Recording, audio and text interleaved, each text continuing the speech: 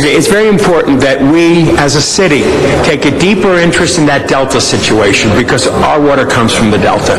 And the stronger you become aware of that and the more politics we play with Sacramento on it, the more comfortable I will be. Second issue is the water that goes through the Great Valley that is necessary for all the crops.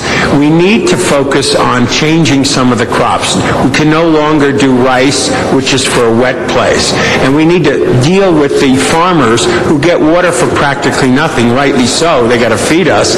But a lot of the water is wasted. And that is another issue we need to look at. With scarcity of water, we can't waste it in one place and use it in the other. And the third thing about water is the permeate of the new technology of building streets and alleys where the water can go through those kinds of substances so we can build up our aquifer. Those are three big water issues that I hope you can give us some attention. I will. I'm committed to doing that. All right. That's it. Thank you so much, and welcome aboard. Appreciate it. Acknowledging his work with Mr. Sales over the years on a number of issues, District 7 Councilmember Richard Alarcon expresses concerns about Mr. Sales' investment portfolio and possible conflicts of interest on matters that may come before the Board of Water and Power Commissioners. But I have to say I'm a little bit concerned about your investment portfolio in that you have investments with Edison and Sempra, and the issue of recusal could come up in your role as Department of Water and Power Commissioner. I'm sure that has crossed your mind, and I'd like to get your thoughts on how you plan to avoid those concerns. Well, obviously, any matter that comes up relating to any of those two companies, I would simply recuse myself. If it got to the point where that was recurrent, I would sell the shares. I don't own that many shares. I would simply divest myself of those shares if it became an issue. Okay, then you're aware that if the item comes up three times, a recusal comes up three times in a year, you would have to, you would probably be asked to divest. Yeah, long before that, I would divest. Okay, Yes. I appreciate that, and I'll be happy to vote for you. It'll be a great addition. Now it's time for the vote, Mr. Sales. And with that, Madam Clerk, if you can please open the roll on the nomination, close the roll, and tabulate the vote. 15 ayes. Congratulations and welcome aboard. A round of applause for our new commissioner. Thank you for giving your time. Feeling that there are still some issues that need to be worked out on item number 9, the amending of the city's special events permit procedure and fee subsidy program, Janice Hahn asks it to be returned to committee. However, District 12 Councilmember Greg Smith cautions the council that the funding for the measure must remain the same. Well, ladies and gentlemen, we have one big problem, and that is we assumed a $2.5 million cut in this funding program in the budget. If you refer this any further, we are creating a $2.5 million additional hole in the budget where we don't have any money at all. The $2.5 million converts to about 50 more employees get laid off if you don't take these actions today. Now, I understand you may have some issues about procedurally how we make it work. And if we can work those out separately, I have no problem with referring those technical issues back, but the budget hole has got to be filled, and we cannot wait any longer. This has been here for 3 years, folks. This is not a new issue. Some of you is new to you because you haven't been watching this, but it's been here 3 years. Yeah, I know. Okay, I'm sorry you don't like it. Your staff has been informed of these changes. This is a second reading. This came up a week ago. Okay. The changes were approved in committees months ago. So the budget committee passed a budget predicated on the cuts. If you want to talk about the technical issues of how we make that work, if we can separate that, and I'll take a quick look at the budget chair, see if we can do that, but we cannot do it in a way that jeopardizes the funding element of it. That must remain at a 50% reduction. That must remain, or you create a new budget hole, and you can't do that. We can't afford these kind of things anymore. It's impossible. And so once upon a time, we can say refer it back to committee, we'll not worry about the problem, the $2.5 million, we'll do it in the reserve fund, we'll do it here, we'll move money. There is no money to move. We're talking about running out of cash in a few months. In just a few months, we run out of cash. So folks, be careful what you do today. We must fix this problem in the budget. If you want to tinker with the other issues, remove those elements out of this ordinance today then, and we'll come back and talk about that separately. But we must do the budget today. We must pass an ordinance today, reducing the money at least. Calling on Assistant City Attorney Pete Echevarria, District 6 Councilmember Tony Cardenas asked what the procedure for conducting special events will be and how will council offices be involved. When it comes to this particular procedure, the way it's written right now, and say somebody wanted to have a special event in which the city would pick up some of the costs, what's that procedure today? They would talk to a council member, they would talk to the department. How would that work? I believe that the way the procedure works now is the council member introduces the motion, so they approach the council office right now. You don't know how it works. No. We're not talking about today. I'm talking about what we're talking about here, the new language, starting July 1st. Yes. The ordinance, I'm sorry, I apologize. Yes. The ordinance. I mean, I like what you said. I would prefer to just keep it like that, but we're not, so... Right. The ordinance would require that the application be filed with the Street Service Bureau. Okay. And that would include if the applicant wanted a waiver or a subsidy of the fees of the costs up to 50%, then they would include a request for that subsidy at the time that they file the application. If the application is approved and the event qualifies as a non-commercial and the entity is a non-profit entity, then they would qualify for the subsidy automatically. Okay, so the department would be receiving the request directly. Yes. And the department would be communicating, technically speaking, only with the constituent or the party that is actually requesting that up to 50% fee waiver. Yes. Correct? Yes, and there are two exceptions, and that's the block parties and farmers markets would get 100% subsidy. Okay, and then on top of that, is there any reason why the procedure rolling forward come July 1st in this ordinance does not include involvement of the council offices?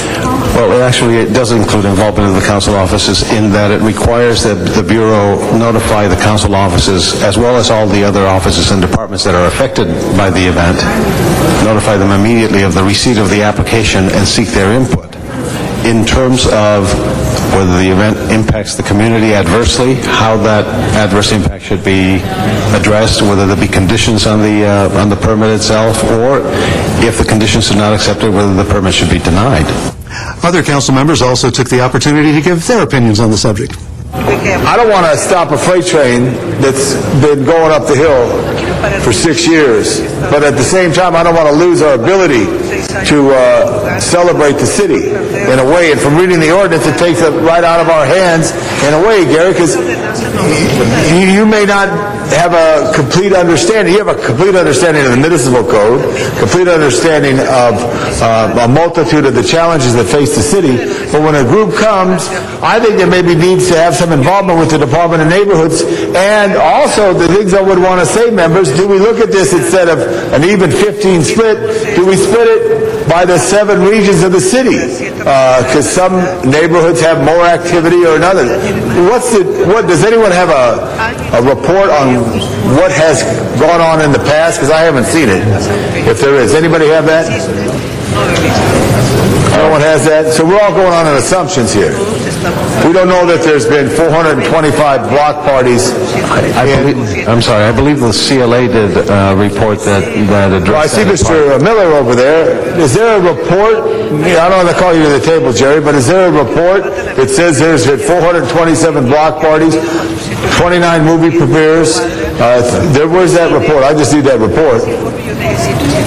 Because I think it needs a little more review on this, because you're not going to even implement this thing to when? 30 days after it's approved by council. No, you got to publish it. You're ready to go 30 days in August or in September? Well, we'll be ready to go as soon as council approves the personnel that's associated with the program. There are 5 positions that are associated with the one-stop permitting process. And so we have hope that those will be also approved at the same time so that we can move forth immediately. That's already approved in the budget? It's already approved by the Personnel Committee, by Mr. Zine? Those positions, 5 hires for these positions?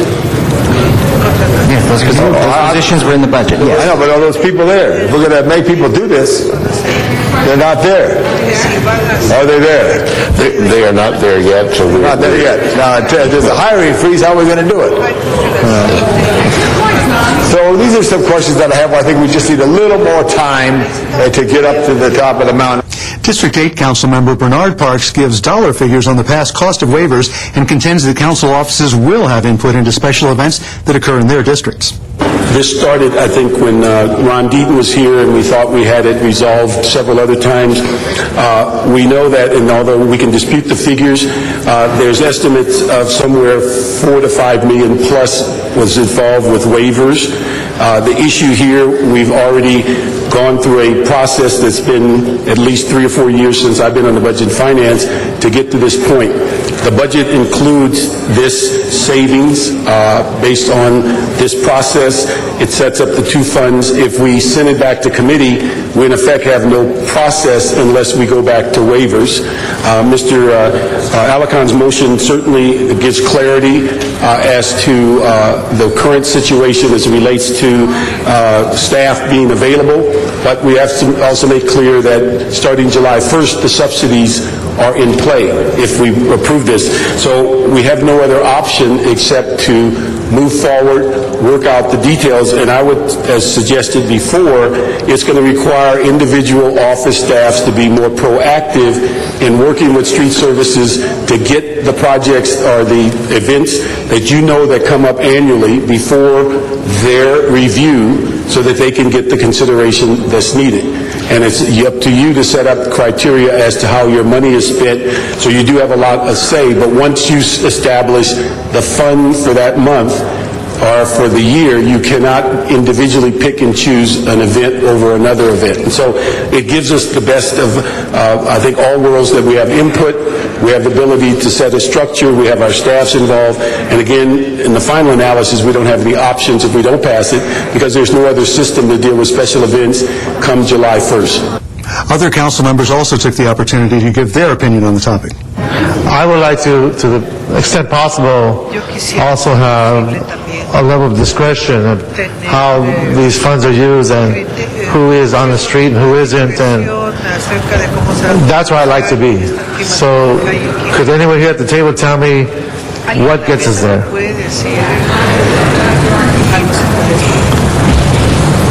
Well, I think Mr. Echeverria needs to address that. I can tell you that one of the things we've been doing over the last 8 years is to try to address that very issue, is to try and give all of you as much discretion as possible without running afoul of equal protection and legal issues. Now, the ordinance that is before you requires that anybody who is putting on a special event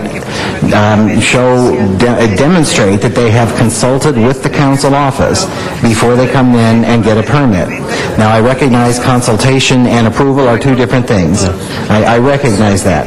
But the ordinance does require, and I'm sure Ms. Carter can show you exactly where, it requires that anybody who submits an application to street surfaces for a permit demonstrate that they have consulted with the council office. Okay, so I want to make sure I understand. Well, I want to reaffirm the need to address the fiscal issue, so I don't want to pretend that's not happening. So can we split this up? Can we divide this? And does item 9B do that? Or does it gives us time? Well, 9B essentially makes it clear that the current process is in place until until the end of July, to give time for street services to set up the mechanisms to start processing the permits. So if we go with 9B, we adhere to the fiscal discipline we need to have, which has been highly recommended by our colleagues who sit on Budget and Finance, and just give us one more shot at trying to look at the discretion issue, 9B, for that 1 month period? Well, I think as I indicated, in essence, 9B, as a matter of practice, we're going to be doing anyway, because the mechanism is not in place. So the motions waiving fees for events occurring prior to July 1st are going to continue to get processed. The idea would be that after August 1st, then Street Services would be handling the application. So that's really all that 9B does. That's right. But it doesn't get to the concern of loss of discretion. No, it does not.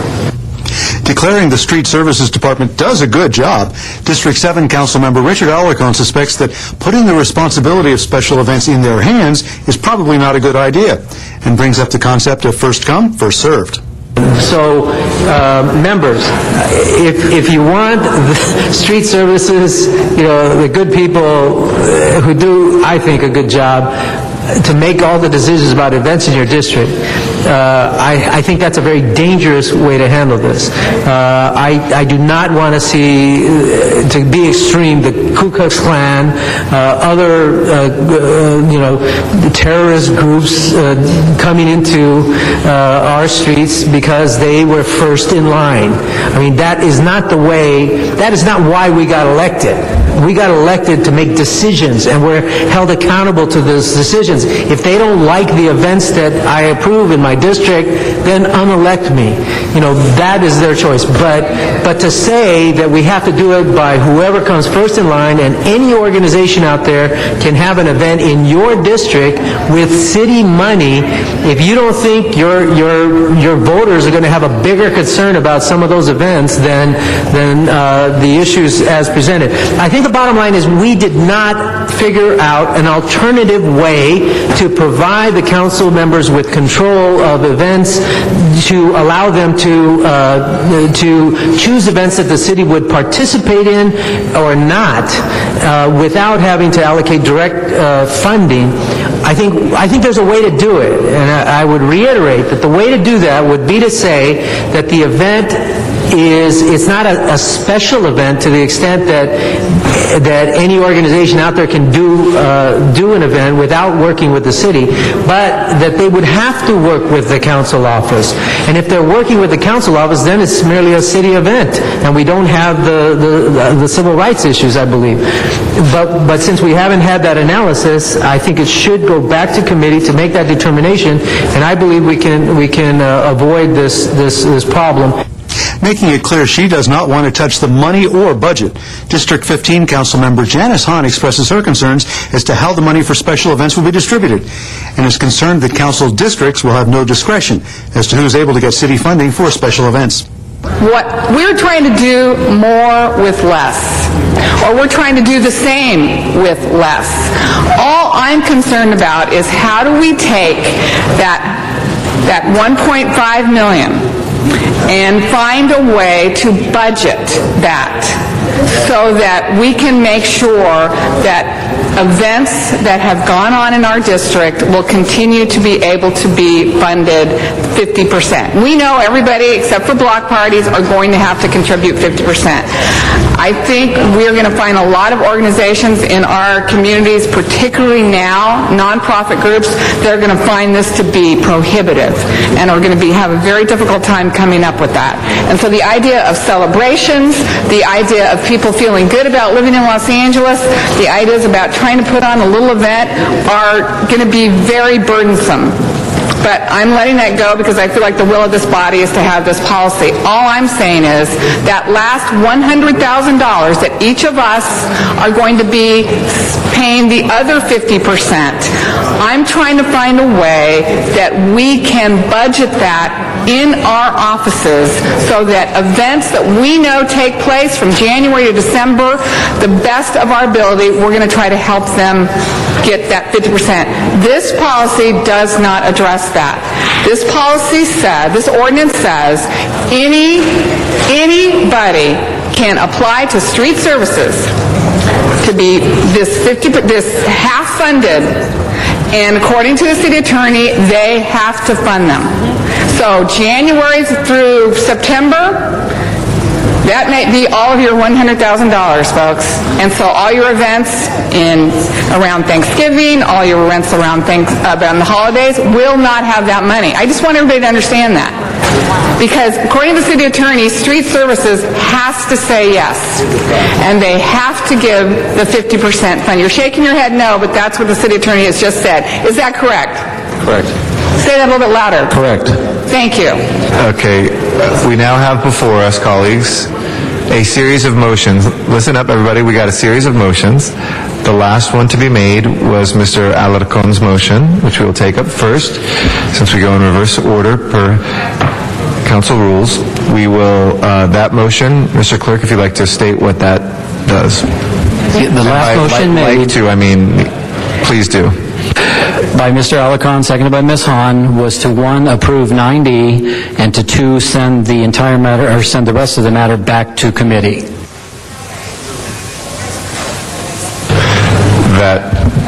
That's what was stated. That's what we have before us. If there's any... Okay, everybody clear with that?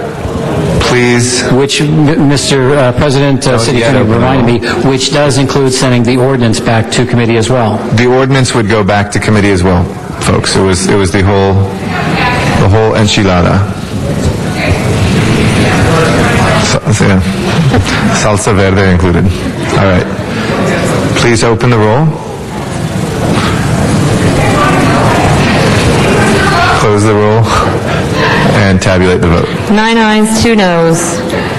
Okay. Again, the proposed ordinance was sent back to committee for further refinement. The dollar amount will not change, and thus no changes to the city's budget will be necessary. We invite you to address the Los Angeles City Council on any item on the council agenda, as well as during public comment. You may come downtown to City Hall or go to the Van Nuys City Hall and participate via video teleconferencing. And now those of you living in the Harbor area can go to the San Pedro City Hall, located at 638 South Beacon Street, room 700 in San Pedro, and also participate in council meetings via video teleconferencing. And remember, you can watch all Los Angeles City Council meetings live in their entirety on Tuesdays, Wednesdays, and Fridays, beginning at 10 a.m. On Sundays, you can watch the replay of all the week's meetings, also beginning at 10 a.m. Council Week in Review can be seen Monday through Friday at 9:30 a.m. and 6:30 p.m. On Sunday at 9:30 a.m. Well, that concludes our program for the week ending June 19th, 2009. On behalf of Chris Calnan and everyone here at Channel 35, I'm Jack Popejoy. Thank you for watching, and please join us for the next Council Week in Review.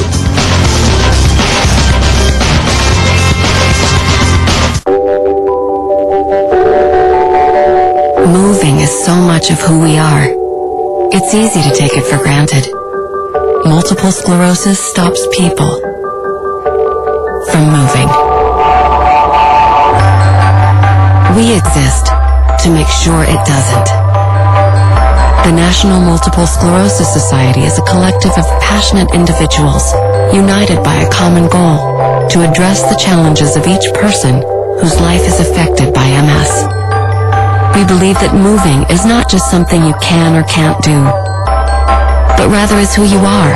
That if you are alive, you move along with, because of, and in spite of the great big turning world.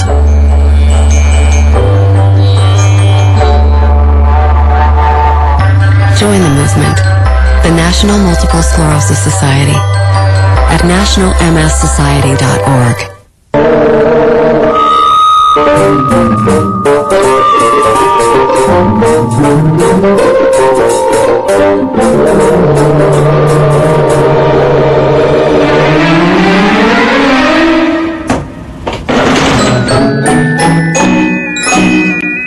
Remember, pets need to prepare for disasters too. Put together an emergency kit with water, a water bowl, food, and any medications they may need. Get the message. Be prepared.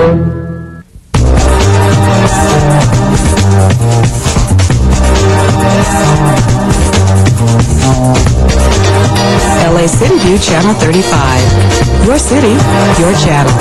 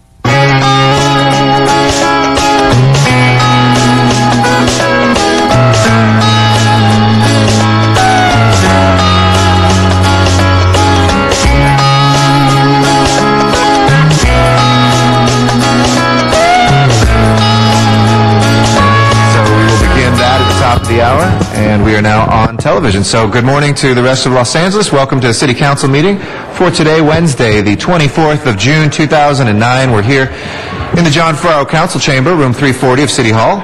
We meet here every Tuesday, Wednesday, and Friday at 10 a.m. Welcome those members of the public who have joined us here today and those who are viewing us on Channel 35. Channel 35 broadcasts us live on our council meetings each Tuesday, Wednesday, and Friday. Rebroadcasts us in the evening as well. And we're available two other ways, online through our city's homepage at lacity.org. You can click on links on the left side of the homepage and follow those to live streaming video of our council meetings, as well as archived footage of our past meetings. And the last way you can follow us is by telephone, which is calling a service called Council Phone. That number is 213-621-CITY, and you can listen into any of the council meetings or the full committee meetings of this council as well. Our agendas are also available online. Those are made available 72 hours in advance or 24 hours in advance for our special meetings. Any speakers who wish to be heard by the council can come to either here, San Pedro, or Van Nuys, and at our city facilities fill out a speaker card, and we will be able to hear your comments on items that have not yet had a hearing in committee. Those items that had a hearing are not automatically heard here in council unless a member reopens that public hearing. But items that have not yet had a public hearing are automatically triggered here by a card from the public. We also have a general public comment period, which is for items not on the agenda but nevertheless under the jurisdiction of the city, and that is 2 minutes per speaker. We do have today one special presentation. I'd like to invite Councilmember Wesson to begin with a presentation on this Wednesday to commemorate the work of our outgoing city attorney. So with that, if you please direct your attention to Mr. Wesson, and thank you. Thank you, Mr. President and members. If I could ask our dear colleague, Mr. Weezer, to come forward, and our city attorney, Rock, if you'd come forward.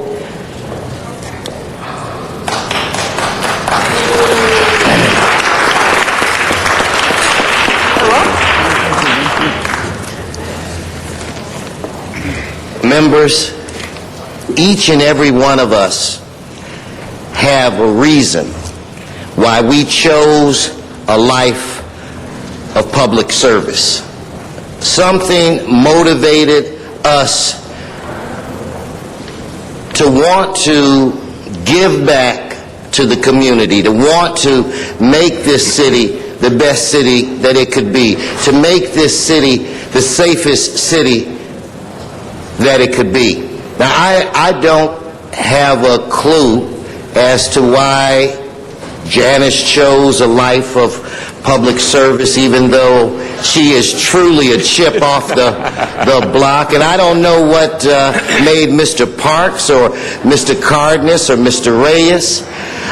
I do know what changed me. I don't know what made Mr. Weezer want to do this. And I don't know what made Rocky want to become a public servant. But I did want to share some information with you that I found very interesting, and I think that it's important because even us as elected, sometimes we take things for granted.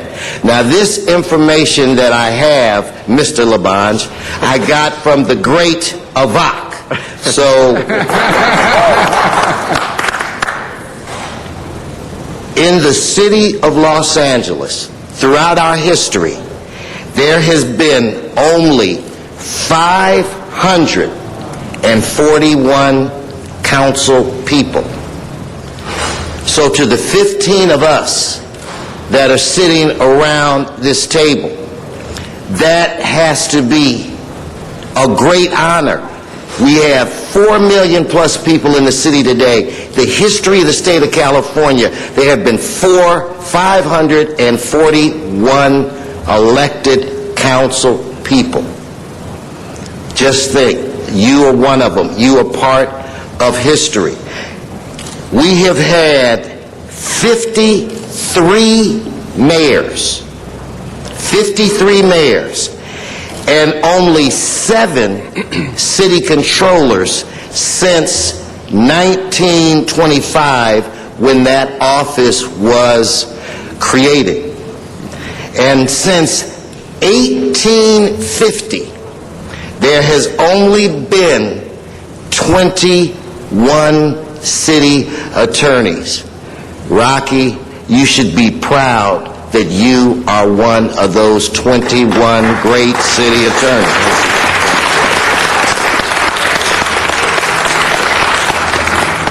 That's something that you can share with your children.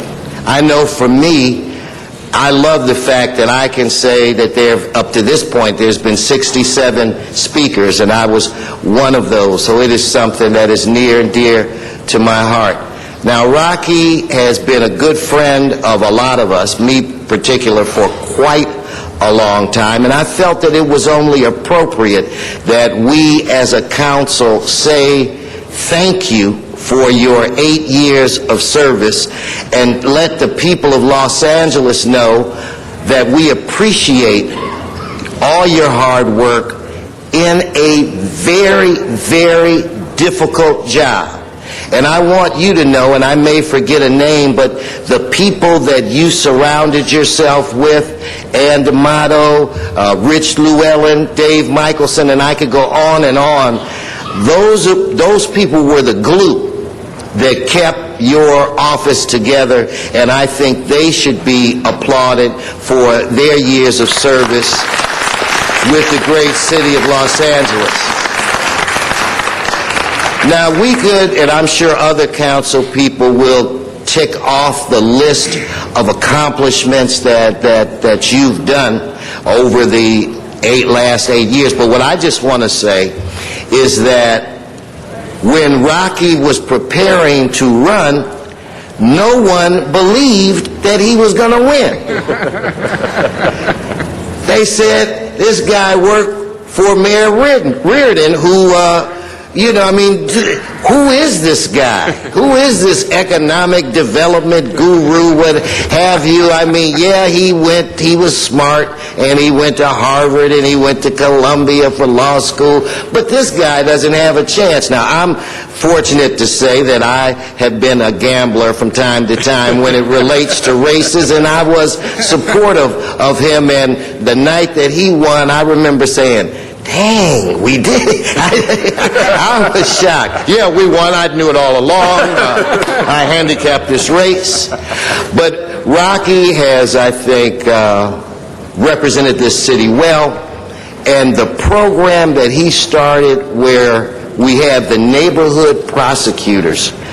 You know, for years as a council deputy, I think it was kind of frustrating for me because we didn't have a program like this. And then to be fortunate enough to be elected, and all of a sudden I have people like Capri Maddox, who is here, that actually go out to the community and help me explain this, that, and the other with the homeowner associations and the neighborhood councils has been great. But Rocky, I just felt that we, as your colleagues, had a responsibility to bring you in and to thank you for 8 years of sacrifice, because you could have been doing something else. You are a great attorney. You are well educated. You are smart, and you could do a lot of different things.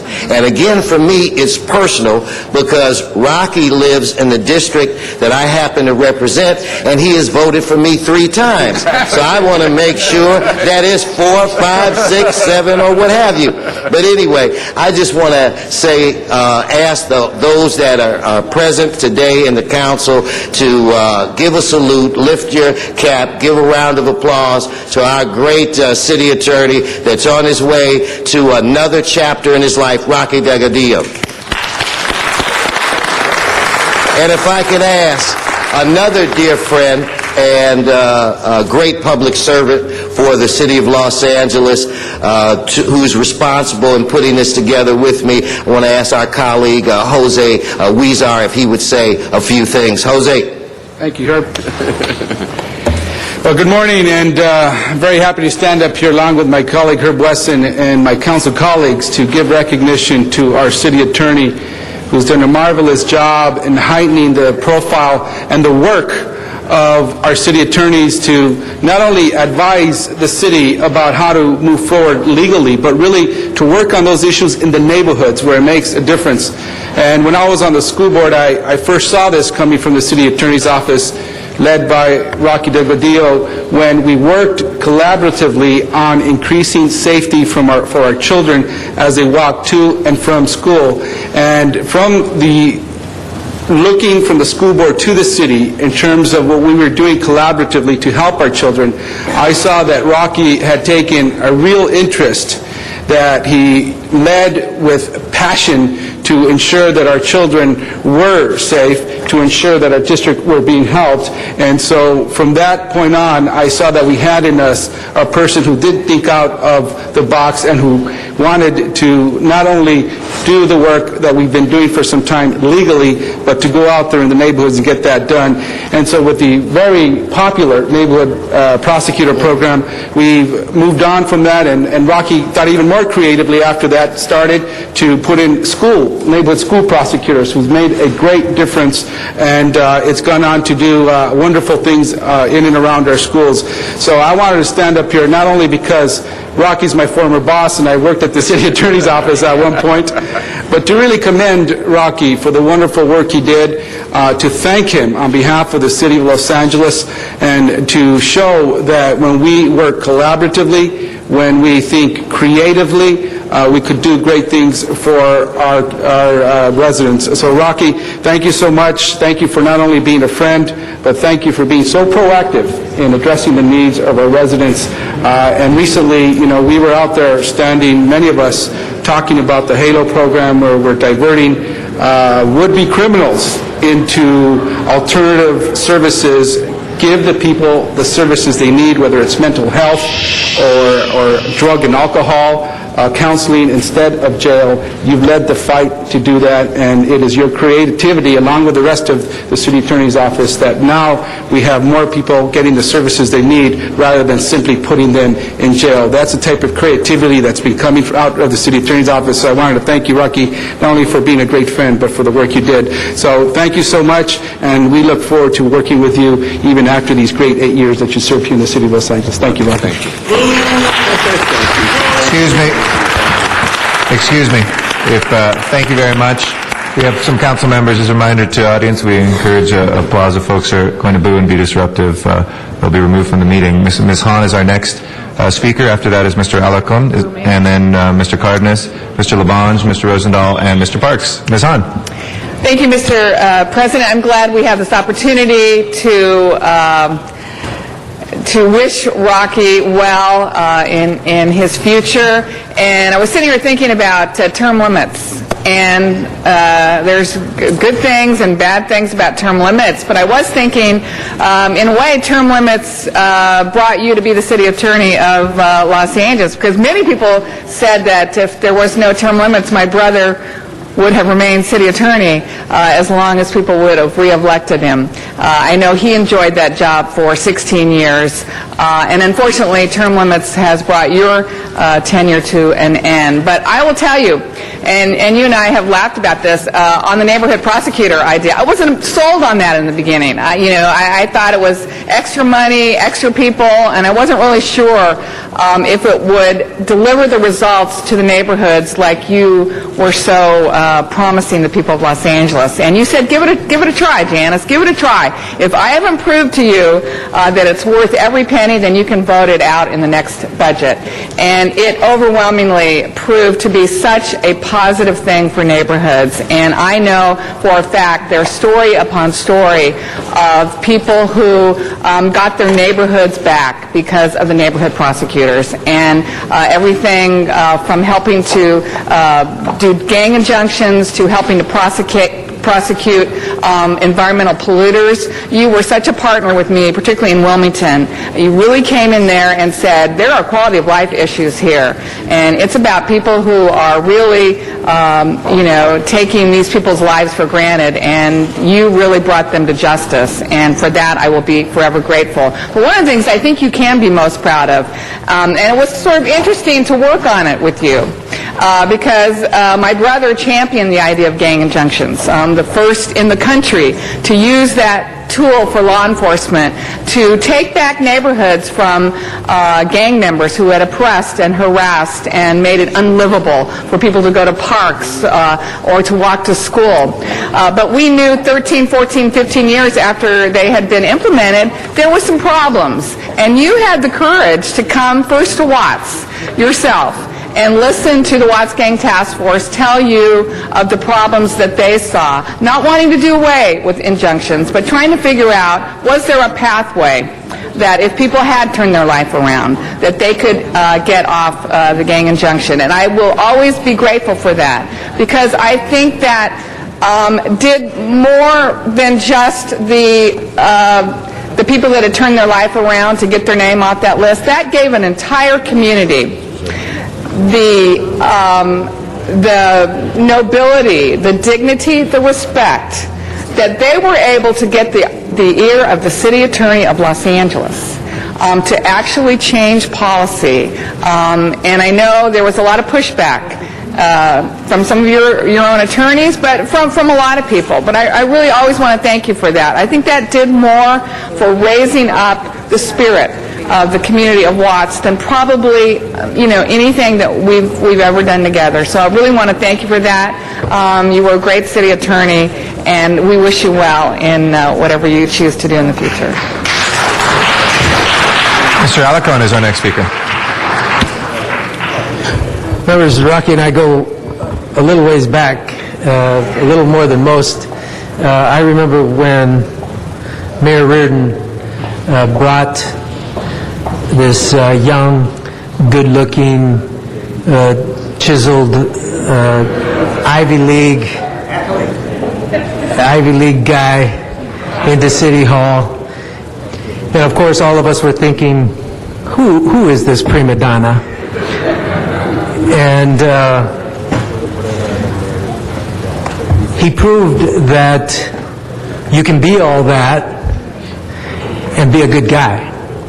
Because Rocky has never left the community he grew up in and loved. And he was always a community servant. I would like to share with you a couple of stories. First of all, when Mayor Reardon had a football game, again, the council against the mayor's office at the Coliseum. It was one of the most enjoyable things I ever done. We raised money for charity. Well, Rocky was the alternate quarterback for the mayor's team because the mayor wanted to be a quarterback. Couldn't throw the ball, but he wanted to be the quarterback. And I was the quarterback for the council team. And, you know, one of my thrills was to be able to catch up to Rocky from behind, and knowing that he's an All-American football player, and take his flag off. And so, but one of the things, you know, we take a lot of hits in this business, and the things that you do right are sort of secondary to the things you do wrong. But we're committed to that. We'll take those hits as long as we're doing good for the community. And I can tell you that when Mayor Reardon brought Rocky in as his economic development person, when we decided who the team was going to be at the General Motors plant, it was Rocky who marshaled the team forward and worked with the Selleck family and my office to create an economically vibrant situation that has continued to exist. And doesn't get a lot of credit for that. But he absolutely was essential to the team and vanguarded for the mayor's office the delivery of that project. And the developer on the day of the delivery said he had never experienced a process that went so well and expeditiously with the city of Los Angeles. But as a city attorney, it's been my pleasure to watch him develop really community-oriented programs that you could only know by having an extreme sensitivity to the needs of the community, like I have never seen a city attorney have. With all due respect to the previous city attorneys I've worked with, several of them, Rocky has a keener sense of community than anybody, notwithstanding his Harvard, Columbia educated background. The community, the Safer Cities Initiative project in Panorama City in North Hills has reduced the violence. Thank you, Rocky, for delivering that project. The focus at McClay Middle School, of all places, to create an opportunity for kids to understand the dynamics of prosecution and working with the police department to reduce the violence at McClay Middle School. Thank you for delivering that to the people of Pacoima. And there are so many other projects that Rocky has done that aren't number one on the radar screen, but that he has delivered because he understands what our community needs. So, Mr. President, thank you for allowing me to go over by a lot, but I know that Rocky has very bright skies ahead of him. And although the city may not have Rocky to kick around anymore, I'm sure there will be many opportunities for others to kick you around because you're going to continue to be successful. And with success comes the grief. But I know that internally you epitomize what we strive to see in young people. That is a dedication to community, a dedication to education, success with what you're given, and the ability to withstand the pressures that come with it. Rocky, it's been a pleasure to work with you all these years. I will continue to work with you and support you. I also, it's been a pleasure to be your friend. And again, on behalf of the Northeast San Fernando Valley, thank you for all the programs that you've delivered, including the General Motors Plant, Safer Cities Initiative, the Gang Injunctions, and the McClay Project. Take care.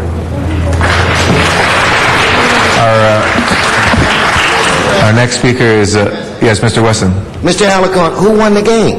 You can't. No, I didn't ask you. I wanted to come. Tom, excuse me. He's out of order. He is. The question was directed at me. Let me just say, they cheated. And we're always happy to let you go over. That'll just come out of your future time, Mr. Alarcon. Mr. Cardenas is our next speaker. Can you call the roll, Madam Clerk, as well? And then we'll hear from Mr. Cardenas and Mr. Labange. Alarcon, Cardenas, Gruelhan, Weezer, Labange, Parks, Perry, Reyes, Rosendahl, Smith, West, Wesson, Stein, Garcetti. 10 members present and a quorum, Mr. President. Okay. Mr. Cardenas. Thank you very much. A clarification on the football game, Tom. It's my understanding that the mayor's office stacked their team with a bunch of people from all the departments. See? Still happens today. I agree with Richard Alarcon. You know, when we heard about this young, good-looking, smart, intelligent, hard-driving individual, I knew that Ann D'Amato was going to do a great job as your right-hand person, Rocky. And you have a lot of those qualities, too. But I just want to thank you and your team, because when you are the city attorney of the second largest city in the country, and you have a responsibility of having to be elected citywide and serve the entire city, it's not an easy job. And you, Rocky, have shared with me that every time we work together, you're constantly reminding me that you didn't do all the work, you didn't come up with all these ideas, that your team actually did a wonderful job, and a wonderful job they've done. When Janice Hahn brought up the issue of saying, wait a minute, why don't we have a removal process for people on gang injunctions? Sooner or later, and we hope and pray that people get their act together and they move away from that lifestyle, but they deserve an opportunity to prove that they no longer need to be part of a gang injunction. And as usual, Janice asked the question, and then she looked to me and says, Tony, why don't you work on the details? So when it came to that process, it took us over a year, Rocky. It took us over a year to do it right. And you have come up with a process that I believe is as good as it's going to get, and we all admit it's going to be fine-tuned over time. And it's important for people to understand that this is a precedent-setting process. No other jurisdiction in the country has anything like it, be it gang injunction lists or gang lists or anything else. So I just wanted to thank you on behalf of the people of Los Angeles that your job is to respect the Constitution of the United States of America, of the state of California, and of the Charter of the City of Los Angeles. And that work is a fine example of the spirit of that in its entirety. And in addition to that, what I wanted to do is also remind everybody that Rocky Delgadillo for 8 years held that position and respected the community and worked with the community well. We were just at another press conference when it comes to dealing with the homeless. And there's something that we as Americans need to understand and move back toward being true Americans, and that is this. We're constantly asking our prosecutors, we're constantly asking our law enforcement, we're constantly asking all of those whose primary job is to uphold the law, to punish people, regardless of how small the crime is or the infraction. And you have created a process where you have brought people's lives back in order by, instead of locking them up for minor crimes that happen mostly in downtown Los Angeles with the homeless, you have given them an opportunity with you and the judge and the rest of the people in the courtroom to allow that person to commit to and, for example, get off of drugs and be into a drug program instead of being thrown in jail and then just get back on drugs when they get back out. Or to get into an alcohol program where they can learn how to finally kick that terrible habit and then not commit crimes anymore to feed their habit. You actually created a program not only with the city, but working with the county as well. That's another example of the spirit of what we need to do as Americans. We can't just be silly and think that by punishing someone when they commit a small infraction or a crime, that that's the only answer. The real answer for them and the taxpayer is to make sure that we have real solutions where we get them away from that lifestyle and into a better life. You've done those wonderful things. It's hard to believe that someone with your responsibility can actually find yourself to do that, and you've done that over and over and over. And to me, that's a true measure of someone who has to go get votes, yet at the same time can be true to the community and say, I have to do the right thing. Not because it's popular, because it's the right thing to do for the individual that we serve, and it's the right thing to do for the community at large. There are many other things I could talk about, but they only give us a limited amount of time. I just want to say thank you so much, Rocky Delgadillo, Ann D'Amato, and the rest of the team for a wonderful job. Well done. Thank you. Mr. Labange. Thank you very much, Mr. Weston. Thank you for working with AVOC and getting that research done, because it is interesting to know that out of this city of 4 million people. But to honor Rocky today is very special. Your family, which you come from in Highland Park.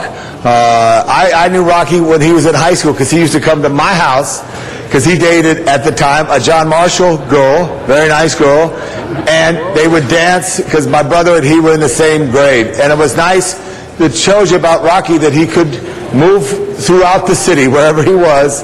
He was a great athlete, a great student at Franklin High School, which had a great history of many people, including our sheriff, Lee Baca, including Darrell Francis Gates, a former chief of police, and many others who went to Franklin. What always makes me proud, members, is when someone either sits in this chamber, like John Ferraro, who went to Bell High School, or climbs to the seat of the mayorship, as Antonio Villaraigosa did by way of Roosevelt High School, or you, Rocky, from Franklin High School, homegrown, dedicated, and I'm sure you saw many of the same things that I saw, as others see, growing up here to make a change. Your work as a lawyer, your success in law school, but your work as a lawyer, being tapped to be part of Rebuild LA and focusing on the needs after this city had its worst economic earthquake in that terrible situation in 1992. Being paid by then Mayor Richard Reardon to work in his administration, and then being selected. He was the longest-serving deputy mayor of any branch of Mayor Reardon's office. You don't realize that, but you were, which showed consistency. The only disagreement, and I just got to say it because we're Northern Leaguers, Rocky, you were for economic development in the cornfield, and I was for a park always, Mr. Reyes. We had a little struggle going. I was always on your side, Mr. Reyes, but I'm glad Mr. Reyes won on that issue there, because we had a terrible change on that one. But so many other things you did great for the mayor. And being a quarterback, you know, the most important thing a quarterback is surround your team with great people. And you had great people who were right around you, and many of them here. I'd like to ask the representatives of the city attorney's office just to get a little hand, stand up and get a little recognition right there. Good job there, all of them there. Thank you, Mr. The neighborhood prosecutor, I just got to put a plug for, which is so important. Thank you for bringing government closer to the people and having departments work together. And I think what all my colleagues said before is very special. I'm proud of you, what you've have accomplished, and wish you well in all your future challenges. And thank you for serving the city of Los Angeles so well. Thank you, Mr. President. Thank you. And colleagues, I know it's tough to summarize 8 years in a minute, which is what each speaker gets. We do have 5 more speakers on the queue, and that may grow, and we do have to get to business at about 11. So about 10 more minutes worth. A point of information, I'll detract 103 seconds of mine. Mr. LeBlanc would like to wind back the clock. Mr. Rosendahl is next, and then Mr. Parks. Mr. Rosendahl. Yeah, just a quick shout out about the neighborhood prosecutors. Since I've been in the council for years, it's extremely effective operation to see the attorneys in the room as we're dealing with issues in the district, getting their advice, getting their input. It's an incredible legacy that you're leaving the city. Thank you very much. Thank you very much, Mr. Rosendahl. Mr. Parks.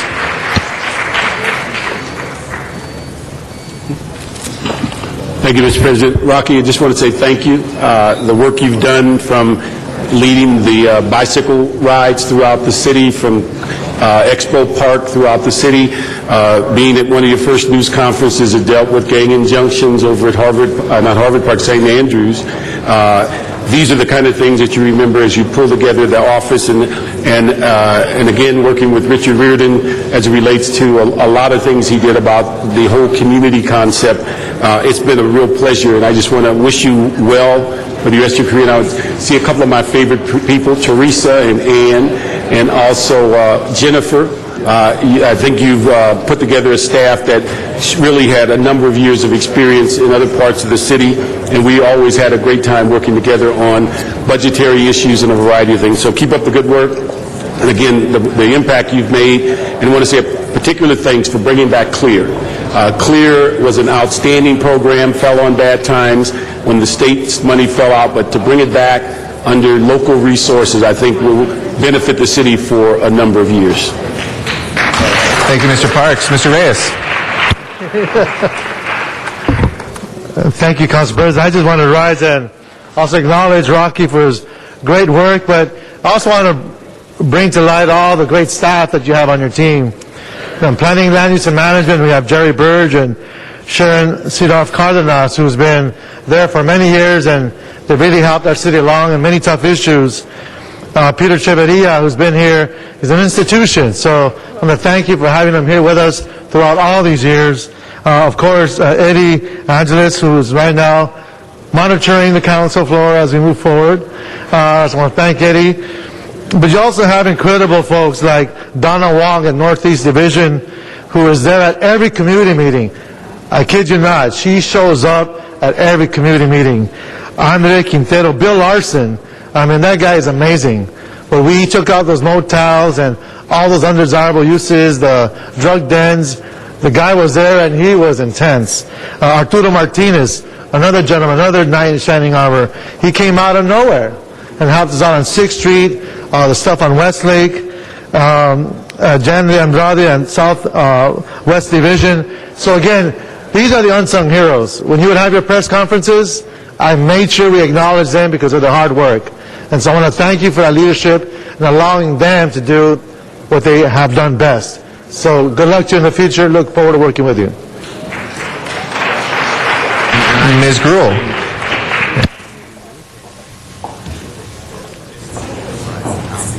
Thank you, Mr. President, and a lot has been said and things that I wanted to say, but I want to tell you, Rocky, that, and I saw many of your neighborhood prosecutors and staff stand up, and some which I have known for a long time, as you have, loyal staff members and city attorneys.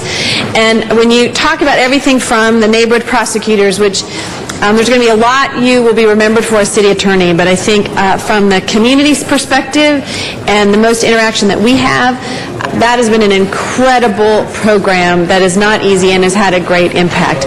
Also on the issues of the gang injunctions and the dealing with the hospitals, which I'm sure Ms. Perry will talk about, the dumping, some of the things we talked about yesterday on consumer protections, et cetera. And although we haven't always agreed on everything, almost everything, it is your passion and what you have dealt with in the city attorney's office has been incredible in 8 years, and I think you've been an activist city attorney, which, as all of us as elected officials, is an important part of it, and I think that the community has participated, that you were all over the city of Los Angeles and saw your role as a city attorney, not just in defending your clients some days, as well as ensuring that the community knew that the city attorney's office was a partner in solving some of these issues. And so I want to also thank all of the staff that are here today. They sometimes have to be the bad news for things that tell us, and Dave Michaels is laughing over there, and many others, when they come in, whether it be on planning issues or others, we say, why can't we do that? And so they have represented you well here in council, so I want to acknowledge them, and great things for you in the future, and thank you for your years of service here in the city of Los Angeles. So, congratulations. Ms. Perry. Thank you very much, Mr. President, and Rocky. I've spent a lot of time working with you and the representatives of your office, and I've always found it to be a very positive and uplifting experience because not only of the technical skill of the people who are on your team, and you are included in that, but the zeal and the fervor and the passion and the deep interest in community-based issues. Obviously, you've gone way beyond the pale on homeless issues, safer cities, patient dumping, and bringing hospitals into compliance in your landmark litigation.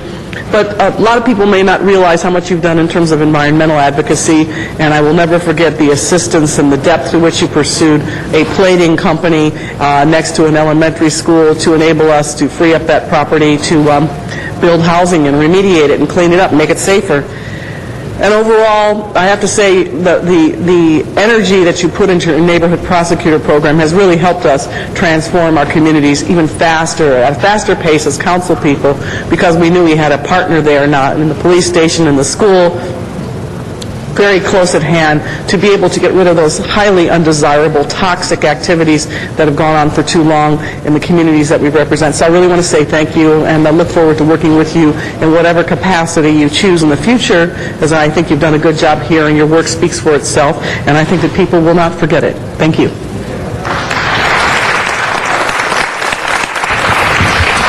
Thank you, Jan. And lastly, let me just add my thank you and praise. I think everything that needs to be said has been said, but it hasn't been said by everybody. So here I am, to paraphrase Winston Churchill. I've really enjoyed working with you and the office, and there's a couple of things that I wanted to point to. I know one of your greatest victories was something that we shared together over at Drew Street when we were able to take down a house that for so long had been a magnet for a neighborhood under siege, where a multi-generational gang has said that this is our territory, and nothing more powerfully said this is everybody's city than when your hard work took that house down physically. It was one of the most moving days I've had in office. I'm sure it was for you too, and it wouldn't have happened without Rocky Delgadillo. I also want to thank that you prioritized housing, that for a long time slumlords and bad housing conditions were just met with, well, those are things just to resolve and let's get people into compliance, but these are real penalties and crimes that are committed that require deep consequences, and you prioritize that, and I want to thank you for that. And also the folks that never get much praise, but people who write the ordinances, those are the ones that serve us. Thank you for the work that you had them do with us, whether it was expanding equal benefits for employees or folks from businesses that are that do business with the City of Los Angeles to have equal health care, or whether it was looking at things like an anti-sweatshop ordinance that was the toughest in the nation, whether it was looking at how to keep superstores from taking jobs away from good grocery stores. You wrote the legislation in a way that held up muster in court, and we thank you for that. We're going to miss you, and thank you to your extraordinary staff and to being such a great city attorney for us all. Rocky Delgadillo.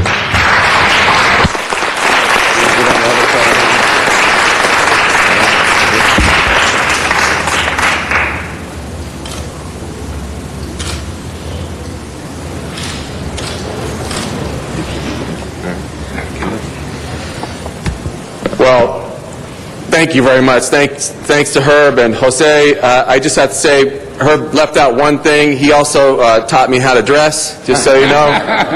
He also taught Bernard, too. So he's got many talents. Jose was a deputy city attorney.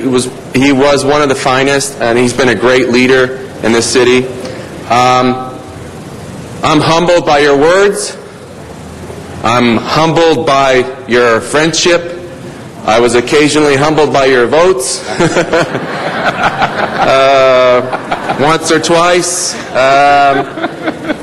But most of all, I'm humbled by your service. Because you guys have given so much to this community, and you've taken some shots for it. But when it came time to deliver points on the scoreboard, you did it. Even Tom LaBonge put points. And by the way, Tom caught the winning touchdown pass in that football game for the mayor's office. I'm going to point out, however, I wasn't throwing it to him, but he caught it. Jan Perry, I got to say, you and I think we have, you principally have changed the way this city has dealt with Skid Row, just dramatically, in a way that I just think has been just terrific. Janice, I remember that first time with the neighborhood prosecutors. I knew you believed in it. But you were asking the right questions. You did, and it was fair, and it was the right thing to do, and by the way, it got us a good result.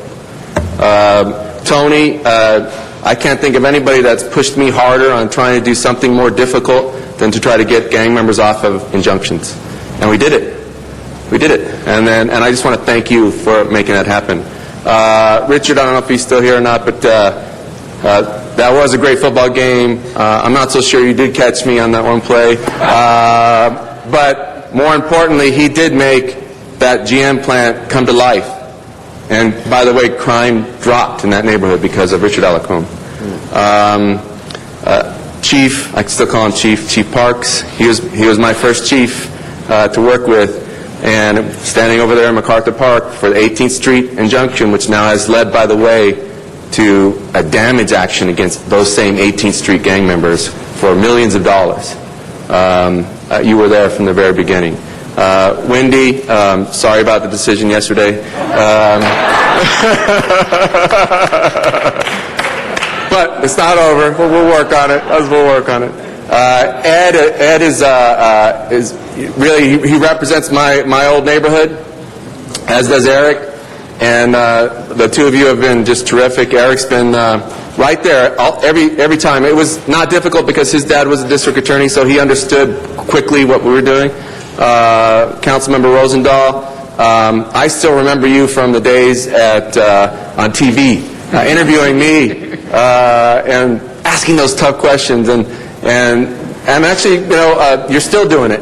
But I appreciate that as well. But anyway, this group has been terrific, and I want to thank you for your service. But as important, I want to thank for all the successes that the City Attorney's Office has achieved, the people in the office, because they did all the work. Ann D'Amato, Rich Llewellyn, Jennifer Krieger, David Michelson, Stephanie Ibarra for dealing with me, Teresa Patsakis. I could go on and on. These are some of the most talented public servants I've ever met. And I can't wait for them to continue to serve the people of this city, and they will continue to do that and do it very well. Don't you think Dion did a great job, too? Dion has done a great job. I just want to make sure.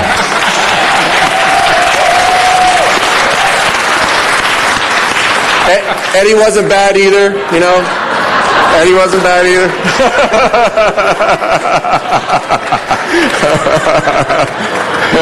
Hey, that's on camera. Yeah, that's not a Brown Act violation, by the way. But anyway, I just want to thank you all for this moment. It's very nice of you. But I do look forward to serving with you in whatever capacity I end up in to improve the quality of life for the residents. I know you're committed to that. I know, in your heart, in your soul. And I know that the employees of the City Attorney's Office are as well. And I can't wait to continue to do that with you from here to the end. Thanks so much. Thank you very much. Mr. Rizar. Mr. President, if it's okay, can we have a group shot with our outgoing city attorney? I think that'll be Take a appropriate picture at this together, time. and then we will With your approval. go Thanks. through the next business. Thank you.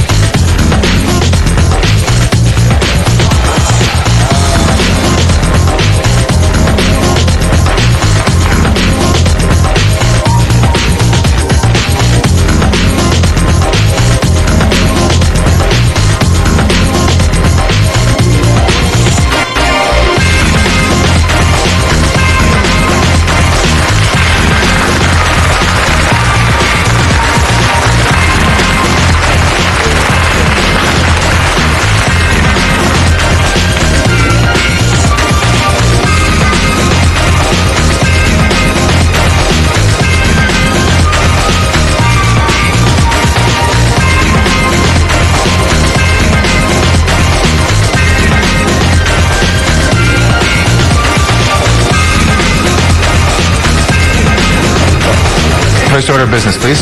Approval of the minutes. Mr. Rizar moves and Mr. Wesson seconds without objection. So approved. Next order of business.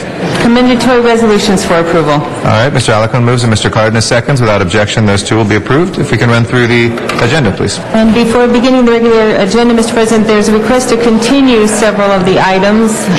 Item number 2, a request, Council District, Mr. Rosendahl is requesting that matter be continued to July 10th. All right, is there any objection to continuing that till the 10th of July? If not, so ordered. Other items to continue? Yes, and item number 12, a request to continue that matter to July 7th. All right, without objection, we'll continue that till July 7th. Other items? Councilmember Hahn is requesting items 20 and 21 to be continued to Tuesday, June 30th. All right, without objection, June 30th will continue. Mr. Cardenas? Item 9, to continue that item until next Tuesday. Okay. Is there any objection to continue item 9 till Tuesday would take us to the 30th? Not. We'll continue that. Other continuations or these specials? Yes, item number 24, request to continue that matter to September 22nd. Okay, without objection, we'll continue to item number 24 as well. Mr. Rosendahl? Yes, Mr. President. Item number 2, I'd like to continue to August. Oh, till August, okay. Yeah. Actually, Mr. Rosendahl, we're still determining what the true deadline date is. So if We temporarily had July 10th now? Sure. And we can Let always me know. continue there. Okay. Okay, All if we right. could, we'd like to continue to August. Yes, without objection, we'll continue that till at least July 10th. Any other continuations? No, that's it for Okay. the continuation. Let's run through the items then. First items are items noticed for public hearings. Items 1 and 3 are both findings of public convenience or necessity, and the recommendation for both those items is to grant the application. Okay, in districts 11 and 12, there's motions to move those items? Yes? Yes. Okay, we'll go ahead then and open the roll, close the roll, and tabulate the vote. 13 ayes. Those are approved. Next items, please.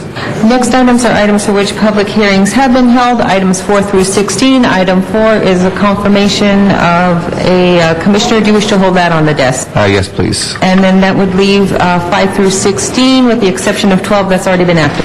Okay, let's go ahead then and take specials. Mr. Parks? I'd just like to, number 6, there's a minor amendment that in the instruction number 3 and in the first paragraph of the summary, instead of Figueroa to the south, it should be Figueroa to the east. Okay.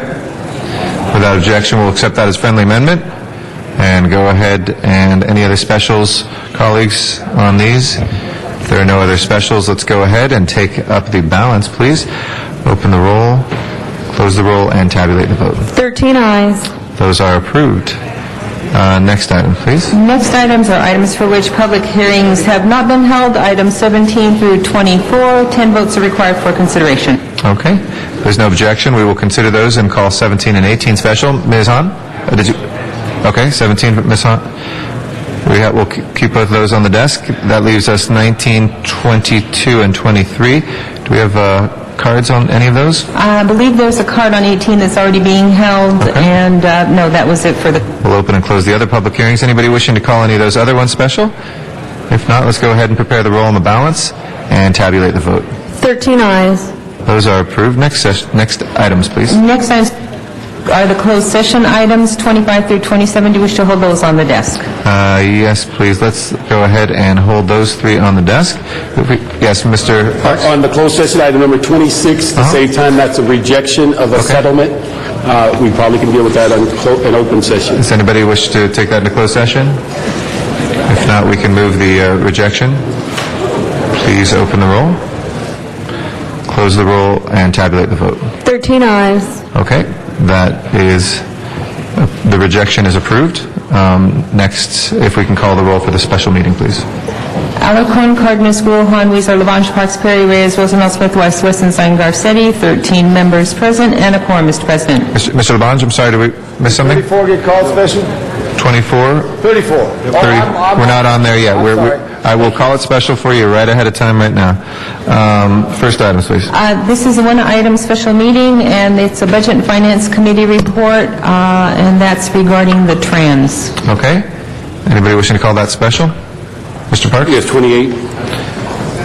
If we can... Yeah, Mr. Parks, do you want to take that briefly while we're in this meeting? Is that a long item, or is it a relatively... It should be very simple. Okay, why don't I'd like to recognize you then for that item. Okay. Could I have the city attorney? I'm sorry, the CAO.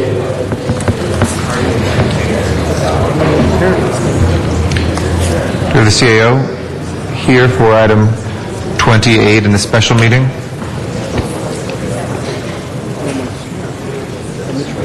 Does not seem the CAO... this is close at hand, so why don't we hold that special. We'll temporarily recess the special meeting. If we can go back to the regular meeting and run through the continuation agenda, please. On the continuation agenda, items 29 through 31 are items for which public hearings have been held. Okay. Any items, special items 29 through 31, colleagues? Yes, Mr. Parks? Just like to call those three special and hear them together. And these were continued from yesterday, and we'd also, if we could hear them out of order. Okay. We do have the commissioners and city librarian, so we'll take those after that if there's no objection. Next items, please. Next items are items for which public hearings have not been held, items 32 through 34. 10 votes are required for consideration, and I believe there are cards on all of those items, Okay, 32, we'll have 33, and cards from 34. public on all of those, so we'll call those special as well. And that leaves us just item 35. We can hold that on the desk as well. And then that would take council back to the items called special and also public comment. Okay, is the CAO representative here on the special meeting? If not, we'll go back to the regular meeting, and this is time for a general public comment. Again, this is for items not on the agenda, but nevertheless under the jurisdiction of the city. Dr. Clyde Williams is our first speaker, and after Dr. Williams, we will go to Van Nuys, and Miriam Fogler will be our next speaker. Good morning. Good morning. My name is Dr. Clyde Williams, El Sereno, Northeast LA. The Autry National Center was a good example of bait and switch. They have baited and switched many, many times over the last 20 years. Transparency, or lack thereof, Autry actually states that the existing building that they have in Griffith Park is larger than the city records show. Why? Because they've never complied with the requirements of their lease agreement for 11 acres of our Griffith Park over the 20-year period. They have one of the nation's best collections of American Southwest archaeology and ethnography. Why? Because it sits in the Southwest Museum, which they acquired by a somewhat dubious merger agreement, which they've never complied to also. What does Autry want? They want the collection from the Southwest Museum. They've been giving money to the Southwest Museum via grants that they have gotten based upon preservation of the Southwest Museum collection in the Southwest Museum in Highland Park. They have right now 161,000 square feet of Griffith Park for their building. They want more. They want 80% more, up to 290,000. We in Southwest Museum, we only have about twice the size of this room, and they want to give us half of that. They are there to rip us off and to pillage the collection. What we would like to have is to exhaust all due process and have the whole thing reviewed by the new city attorney, who might be able to give us a zero-based review of it. And if that works, that would be great for both LA and the city that we are. Thank you. Thank you. Van Nuys. Miriam Fogler is our next speaker. Good morning. I've been here the last 4 times on the early retirement, and we had a private discussion about this with President Garcetti a few Fridays ago down here. And you said 3 years. Well, if we go ahead with the new contract, which, we'll not have the furlough, but unfortunately, it's going to cheat the retirees. And in other words, if they're going to delay their raises for the retirees, that's going to be a no-no on the new contract. So I need to know for sure here if I'm going to have an understanding here that we're going to get the full remaining 2-year retirement. I mean, 2-year pay raises fitted into the retirement. So the formula has to be that way. In other words, for me to vote yes on this. If it isn't, I'm voting no.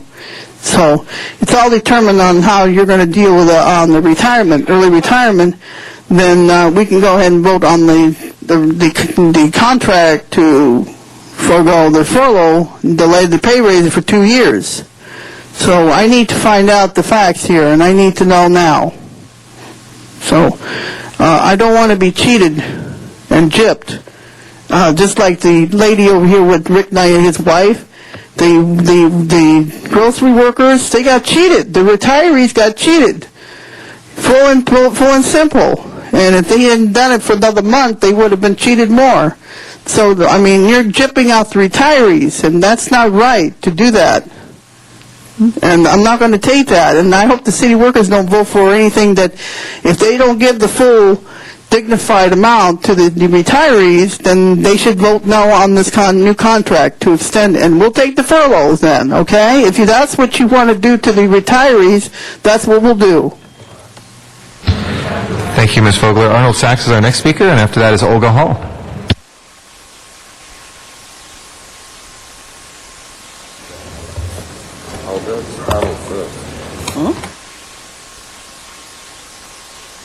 If you can put that below so it doesn't block anybody's views, thank you. Good morning. You can rest Mr. it on the bench President. if you'd like, Dr. Williams. Okay. Good morning, members of the council and Mr. President. This next Tuesday, June 30 at 3 o'clock p.m. at City Hall, room 350, there'll be a hearing where the Southwest Museum's fate will be decided. Councilman Wizard talks about bringing Broadway back to its former glory. He talks about the education of the children. He talks about his legacy.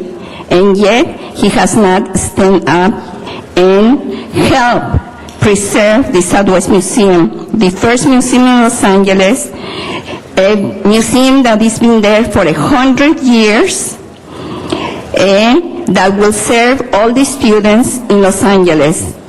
It is a study of that 120,000 children can be served every year. So where is Mayor Villaraigosa, where is Councilman Wizard, that talk about education and talk about legacy? Is this a game of pay to play? It sure smells like it. I hope you all have learned the truth of this issue and not all the lies that the Autry has been spreading around. All what they want is the collection. That's what they hire. Latham & Watkins, a top-notch law firm, to pull the rug from under the Northeast area. It's our legacy, and you should stand up and protect it because that is your job. Thank you. Thank you very much, Ms. Hall. Our next speaker is Arnold Sachs, and then Mark Hurd.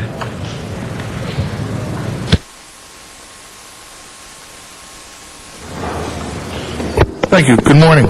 Arnold Sachs. I'd also like to praise outgoing City Attorney Rocky Delgadillo for his magnificent job that he did in getting a donation, political donation from the ad agencies, the billboard agencies, and then crafting a wonderful settlement for the illegal billboards. Oh wait, that didn't happen. He got the donation, but he screwed over the public. But also very interesting, something that occurred this morning, Councilman Parks requested a change in one of the items on the agenda, just a minor change from the direction of South Fair Road to North Fair Road or vice versa. Yet, 2 weeks ago, when you had on your agenda from the 15th, May 15th, a sale of property to the LAC MTA and the Mid-City Exposition Construction Authority, I raised a question because I've raised many questions about the Mid-City Exposition Light Rail line. Where the heck Mid-City Exposition Light Rail Construction Authority came from? Got no response, but was corrected by Councilman Park. He said the speaker was wrong. Didn't correct the agenda item like you corrected it today. Didn't correct the agenda item like you corrected the one on Friday, a technical amendment for HR, one of the legislative bills.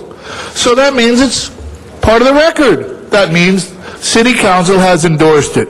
Congratulations. Another leadership from behind by the City Council. Looks like I'm going to run out of my time and I won't get to my second item. So let's stay with the Expo line. Please, is there a construction authority for the Mid-City Expo line? No. There's no construction authority, just the city council shoplifting Sachs. from the public. Mark Hurd is our next speaker. After that is Walter Bechtel. Good morning. Good morning, City Council. Congratulations to Rocky Delgadillo. I love that name, Rocky. It sounds like he's fighting for something. And I'm sure he did. But there's a billboard at Westwood in Rochester I really want down, but that's for later. I want to give a shout out to all the people who are fighting for freedom of speech in Iran. I'd like the city to send a letter to them and say, keep it up. Council District 2, there's an election coming up. I'd like to focus the spotlight on Council District 2. We've got a couple candidates, a couple heavyweights in right now. Chris S. Souls, I believe, and Kokorian. People, find somebody from your neighborhood councils. Find a local person, not a $1 million billionaire campaign-supported, billboard company-supported candidate. Find somebody who fights developers, who stands and gets involved in the issues. Somebody local, somebody who's lived in the neighborhood, somebody who really does care about your neighborhood, not somebody who's money-motivated. I'd like to announce the Westwood Neighborhood Council meeting on July 13th at 6:30 at the Westwood Park Recreational Center at 6:30. It's on Sepulveda, just south of Westwood Boulevard. Announce the westwoodpress.blogspot.com if you want to find out information about Westwood and Westwood politics. Regarding the immigration yesterday, I couldn't make it down here. I would like to say, me llamo Marco. Estoy en favor de la amnistía. And I'd like to adjourn in the memory of Ed McMahon, he used to frequent a restaurant in Westwood, and he gave a cake to a girlfriend of mine. He worked at that restaurant and used to wait on him 20 years ago. And my condolences to his family, and that was one of the best cakes I have ever had. God bless Ed McMahon. Thank you. Thank you, Mr. Hurd. We have Walter Bechtel next. After that is Michael Hunt. Mr. Bechtel, and then we will, after Mr. Hunt, go back to Van Nuys, and Rick Nightingale will follow. Good morning. Good morning. Yeah, maybe we could use somebody over there at the district attorney's office over there. That somebody needs to tell them that the difference between interrogating a victim, or rather a criminal and a victim. You're not supposed to interrogate victims. You're supposed to interrogate criminals. But I was trying to relate to them some information about music. You know, we don't. It's not very common that somebody does the whole thing from beginning to end, and one-man bands don't last too long. So we have a lot of different people involved in the music, and I can't seem to explain to them what's going on. We have what we call collaborators. Different people do different things, producers and melody makers and lyricists sometimes create their own stuff, but oftentimes they have people that assist them. And in my situation, I was just trying to tell you that some of the collaborators had fraudulently walked out on the contracts that I had made with them, and I was trying to get the city to see what they could do to even talk to me about that. Nobody wants to even talk to me about that, and I'm pushing the line here. I don't want to divulge any of the trade secrets, but I was just trying to get somebody to sit down and talk to me, and I can explain to them what happened so that we can move on with this thing instead of not having any music and things the way we used to have. Thank you. Our next speaker is Michael Hunt. After that, we'll go to Van Nuys for Rick Nightingale, and then return here for Matt Dowd. Good morning. Good morning. You guys woke me up out of the dead. I didn't want to be down here today, but I guess I got to come on down here, put on my KKK outfit and Mr. In-Man again, and lead the way in really good public comment. You know, I really hate this. I don't know how many people Rocky paid to do the public service announcement for him, because he sure wasn't a good attorney. He violated everybody's First Amendment. Mr. President, I hope you keep on the right track and you protect the people's First Amendment. Another thing, I heard there was a notice of appeal of a settlement that was awarded to me in federal court. Thing I don't understand is you guys pay the white people, and I really got to say that. You guys paid the white people, but then when it came to me, after I fought for what I got, you guys still don't want to pay me, and then you want to question my attorney's bill. And he's the number one, probably the constitutional attorney in California. And you guys know who he is. His name is Steve Rody. But nevertheless, it shows discrimination. I won in federal court, and I'm still having a whole bunch of grief about $250,000 that should have been the check should have been signed and given over. But as expected, I'm African American, and those kind of things happens to us. If my last name was Carol Sobel, I'd have had a check for $250,000 easily, and with no questions asked. It's kind of weird to me, but like I said, I'm back. All my routines are coming back with me. Next week, I'll start aiming again at what I started out to achieve to do, which is get my settlement and leave city council. So God bless you guys, and I'm back. Thank you, Mr. Hunt. Our next speaker is Rick Nightingale in Van Nuys. After that is Matt Dowd here, and then Michael Carrion. Good morning, Mr. Nightingale. Yeah, Rick Nightingale. I think you could have done Rocky at the end of the meeting, though. I can't see why a lot of us had to be here to listen to that. I realize that you owe him a lot, but a lot of us don't.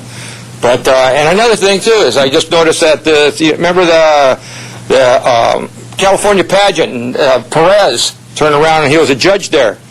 Well, he got beat up over in Canada, and he went and made some slander remarks as a gay person. What they did is, this is what I heard from a rally, and I believe it, unless he wants to go up and talk about it. And now he's finally charged because the guy got up in the guy's face and he just popped him one. Well, a lot of people don't realize that when you get in somebody's face, and that's the same thing as harassment or anything else, that you get in somebody and talk a bunch of trash, and when somebody pops them, now he's going to sue. I mean, well, it's just being a coward anyway, but whatever. And then the rest of you people, let's go back on the budget situation. You people don't realize that Obama is supposed to be, he's the savior of everybody regarding the budget and all the money he's spending and all the money he's coming into California now, the school board, and he's the hero.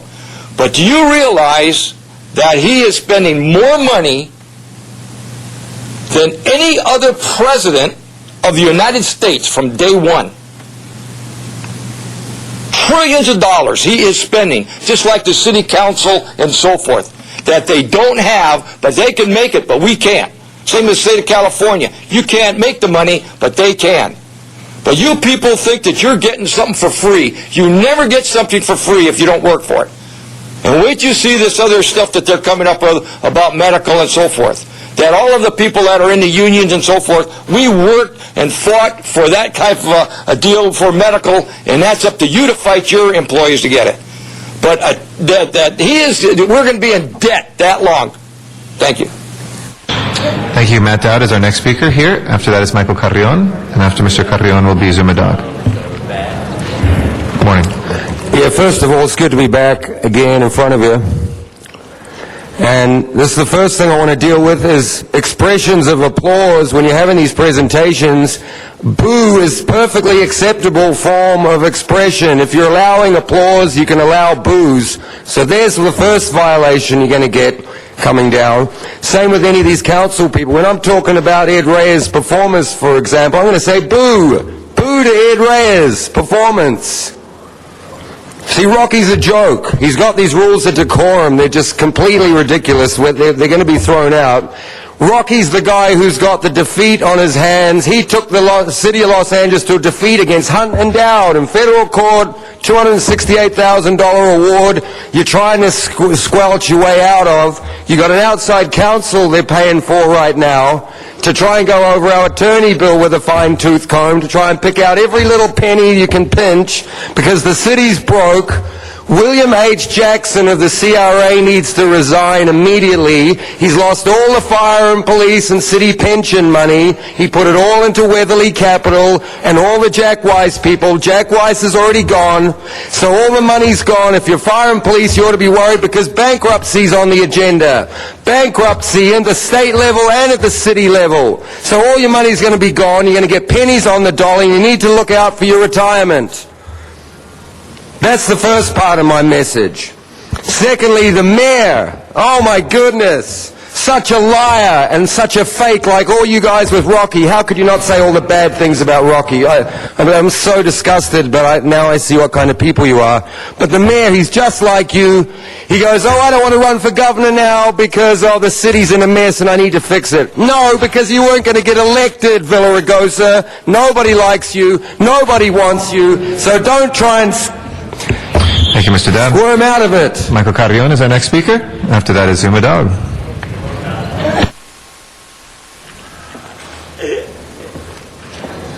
Yes, my name is Michael Carrion. Once again,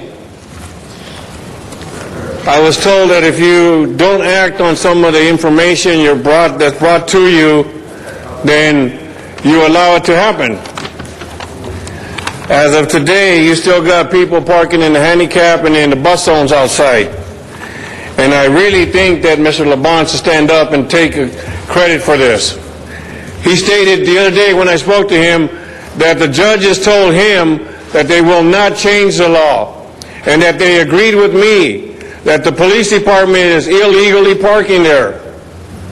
Yet, he sits in that chair and does nothing about it. Since he did all that work and all that investigation, he ought to take the bull by the horns. He ought to put this on the agenda. He ought to bring the police department down there and tell them exactly what the judges told him. But yet, just like every other council person who sits here, it's a hot potato. No one wants to stand up for what's right. They all want to be politically correct.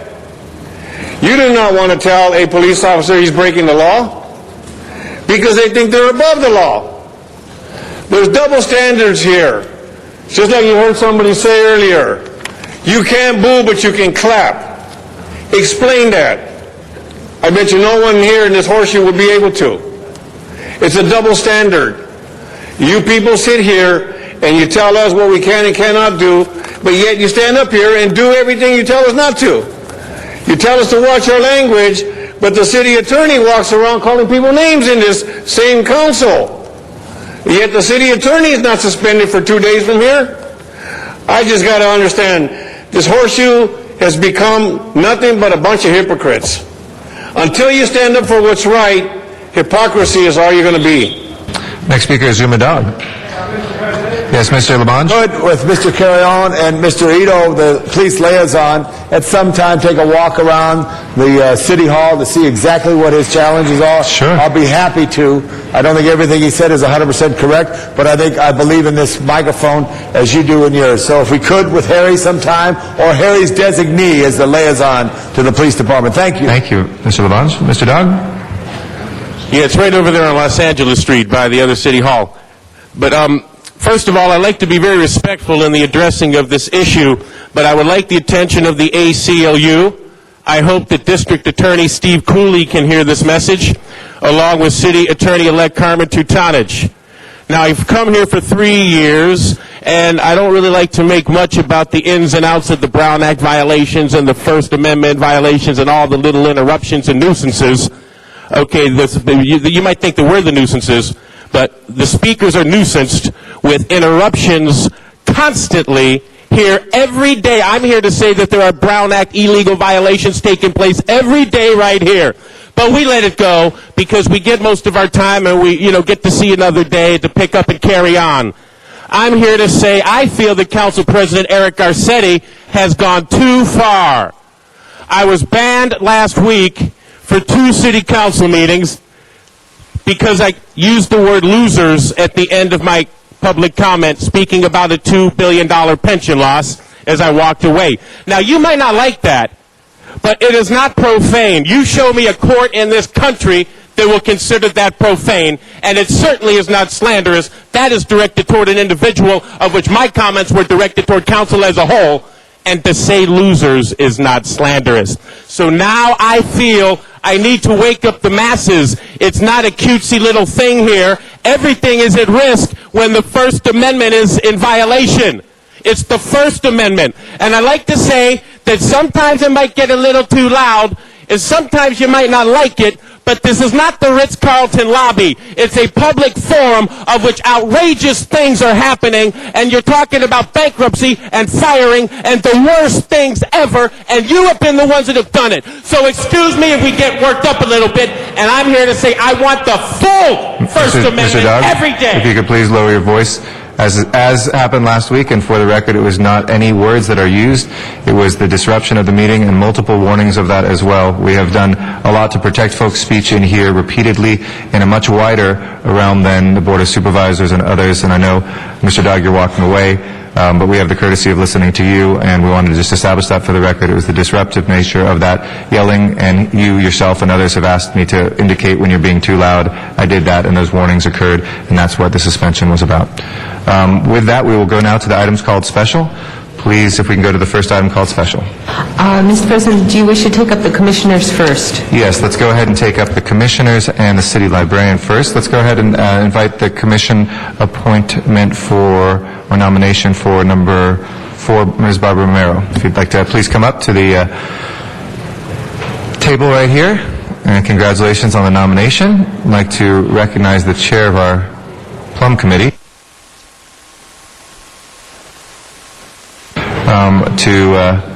Why don't you first let us know your interest? Obviously, you're a familiar person around here, and you have served the city very well in a number of ways, but let us know about your interest in joining the City Planning Commission, and then we'll see if there's some questions from the council members. Great. Well, thank you. I'm really humbled and honored to be considered for as a candidate for the Citywide Planning Commission. I've served in the South Valley Planning Commission now for almost 3 years. And it's been a rewarding experience, actually, because it's one of the only commissions, planning commissions are the commissions where you actually have an opportunity to have a significant impact in real time, that you actually get to do real-time solutions, and you really have an opportunity to maintain and contain neighborhoods. So I'm really delighted, and I'm here to serve if you guys actually vote for me. Thank you. Thank you very much, Ms. Romero. I'd like to recognize the chair of our Planning and Land Use Management Committee, Mr. Reyes. Thank you, Council President. First, I want to urge an aye vote for Ms. Romero. This came before Plum Committee, and I've had the honor and the privilege to work with her on other issues that has had a transformative effect in our city. When you look at Vista Hermosa Park, which is next to the Roy Ball Learning Center, which is the former Belmont site, after 15 years of struggle and constant battle, we came to a solution thanks to the Semi Conservancy, Joe Edmonston, and Barbara's hard work in making sure that actually occurred. So we have a tremendous green space that has a whole series of benefits for the local area and for the city. But it's not only that, it's understanding what open space means, understanding the land use implications, its complexities, and how we define compatibility. And as a former commissioner in the San Fernando Valley, I'm sure she's had the steep learning curve that she's gone through. To see her now at the city-wide level is only a benefit to us all. So I want to thank you, Barbara, for your hard work, for your stewardship, and your tenacity in not giving up and creating relief for this great city, not only in green space, but dealing with the water issues, its impact on the watershed, as well as understanding the intricacies of all the stakeholders, from the property owner to the homeowner associations to the business stakeholders. So again, I urge and I vote, and I thank you for your commitment to the city and all the hard work on behalf of all the children and families who are going to benefit from these parks, that one day they get to say thank you to you. Thank you very much. Thank you very much, Mr. Reyes. Ms. Gruhl is our next speaker, and then Mr. Alarcon. Ms. Gruhl. Thank you very much. And Barbara, thank you. You got a good training out in the South Valley because we have some of the toughest issues in the South Valley Area Planning Commission. I want to thank you. And it's been a great commission there because I think all of you have been serious about your responsibilities and duties and asking some of those tough questions. And as you said, preserving the neighborhoods, which is really important. And the projects that will come forward to you on the citywide are of a critical nature and have that regional impact. And so I think the training ground from I think Sean Burton also came from an area planning commission. I'm not sure who else came from an area planning commission. I think I would be the second. The second, which I think is fabulous because again, you see the real impact in those neighborhoods, and to be able to now do citywide. And I think we have a lot of issues facing us. And with the economic downturn, there are some opportunities to look at what kind of city we want to be in the future without the kind of threat of everything happening at one time and just trying to plug the holes and deal with some of those issues. So you've been a fabulous commissioner out in the South Valley. I want to thank you and for dealing with all of my issues in South Valley. Some challenging, as Mr. I think Reyes said, she survived the South Valley. I think I may have heard those words come out of his mouth. I appreciate it and look forward to your service on the Citywide Planning Commission. So congratulations. Thank you. Thank you, Mr. President. Thank you, Ms. Gruhl. Mr. Alarcon, Mr. Huizar, then Mr. Labange. Hi, Barbara. Hello. It's a very special pleasure for me to commend the mayor on this appointment. Barbara's been a long-time friend of not only me, but my family, having worked with my sister to create the Cesar Chavez holiday in California when she represented Richard Polanco in the state Senate. But more than that, I can tell you that she is a community activist at heart, very passionate about bridging the gap, quite frankly, between historically disenfranchised communities from environmentalist communities. And she's done a tremendous job of creating environmentalist-driven programs with the Santa Monica Mountains Conservancy that bridge that gap. And I want to thank her personally for the tremendous work that she's done across the board as a community activist, but also particularly because of her passion in the field of the environment and for the work that she's done in my community. She is right now working on a little park in Pacoima that the Santa Monica Mountains Conservancy is working with us on. The Northeast San Fernando Valley was a critical point in the Pacific Rim, in the Rim of the Valley concept, and I've had a long-standing relationship with the Santa Monica Mountains Conservancy to create the completion of that rim. I'm also very pleased because she's a resident of the San Fernando Valley, living in Councilmember Gruhl's district, and I think this is just an outstanding appointment, real sort of combined grassroots perspective with an environmental perspective on the Planning Commission, something that is sorely needed, quite frankly, and I think you're going to do a great job. So I just want to thank you for volunteering for this service and commend you to my colleagues as a great choice. Thank you. Thank you, Mr. Alarcon. Our next speaker is Mr. Huizar. Thank you. And Barbara, I'm really excited about this appointment because you know the issues very well. You've been working with the Santa Monica Mountains Conservancy on these very same issues that you will now oversee from the city perspective. And certainly we've seen your enthusiasm as you worked in my district on Ascot Hills and the Blueberry Hill project. And these are both projects that are looking to get the community involved, which is very important, but also to provide inner city kids and all of us more opportunities to enjoy the natural beauty that we have here in Los Angeles. So thank you for your work. And in particular, when we worked on getting, along with my colleague here, Councilmember Ed Reyes, to get the Vista Hermosa Park going, the 10-acre park right smack in the middle of downtown Los Angeles. We ever thought we'd have a beautiful park like that. Now, it took us a long time to get that, but it was through your tenacity, enthusiasm, and working with the community that we were able to make that happen. So thank you. I look forward for you working there and being on this commission, because I think you're going to really bring a perspective that we're all going to appreciate. So congratulations. And I think this was a very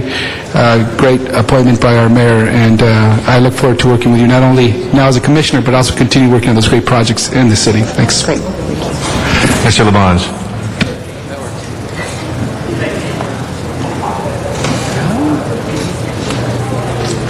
Commissioner Designee, thank you very much. Tell me, how would you like to see the city? Express your passion on how you'd like the city as being on the Planning Commission. I think the one thing that I would like to bring a unique perspective, I grew up in the East Side. I've lived in 10 years in the West Side, and now I've lived 10 years in the San Fernando Valley.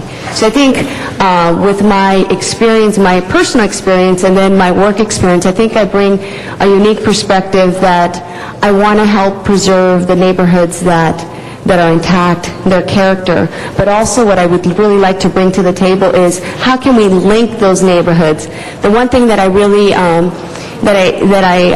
really try to work hard is how can we get people who come and visit LA who say we don't have places where people can actually walk to eat, walk to work.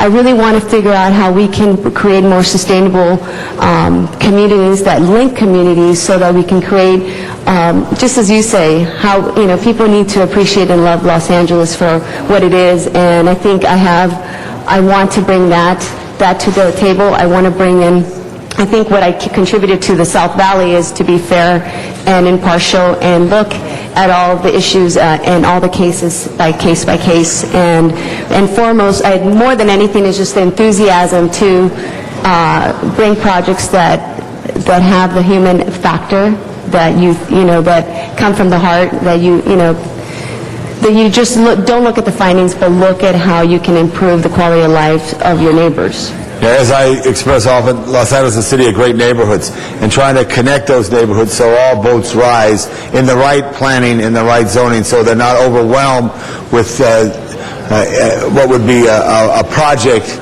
that doesn't fit. Where it fits, welcome it. Thank you for your service to the city of Los Angeles. Look forward to voting for you momentarily. Thank you. Thank you. Mr. Garcetti. Thank you. I could rise in support of you, Barbara, for the amazing things that you've done, and it's been wonderful to listen to them and to be a part of working them together. But I also know this is a confirmation hearing, so I want to take the opportunity as well for the public to get a chance to, hear your perspectives on a couple issues. I know we have a long council meeting, and I know Mr. Reyes had a hearing as well in Plum.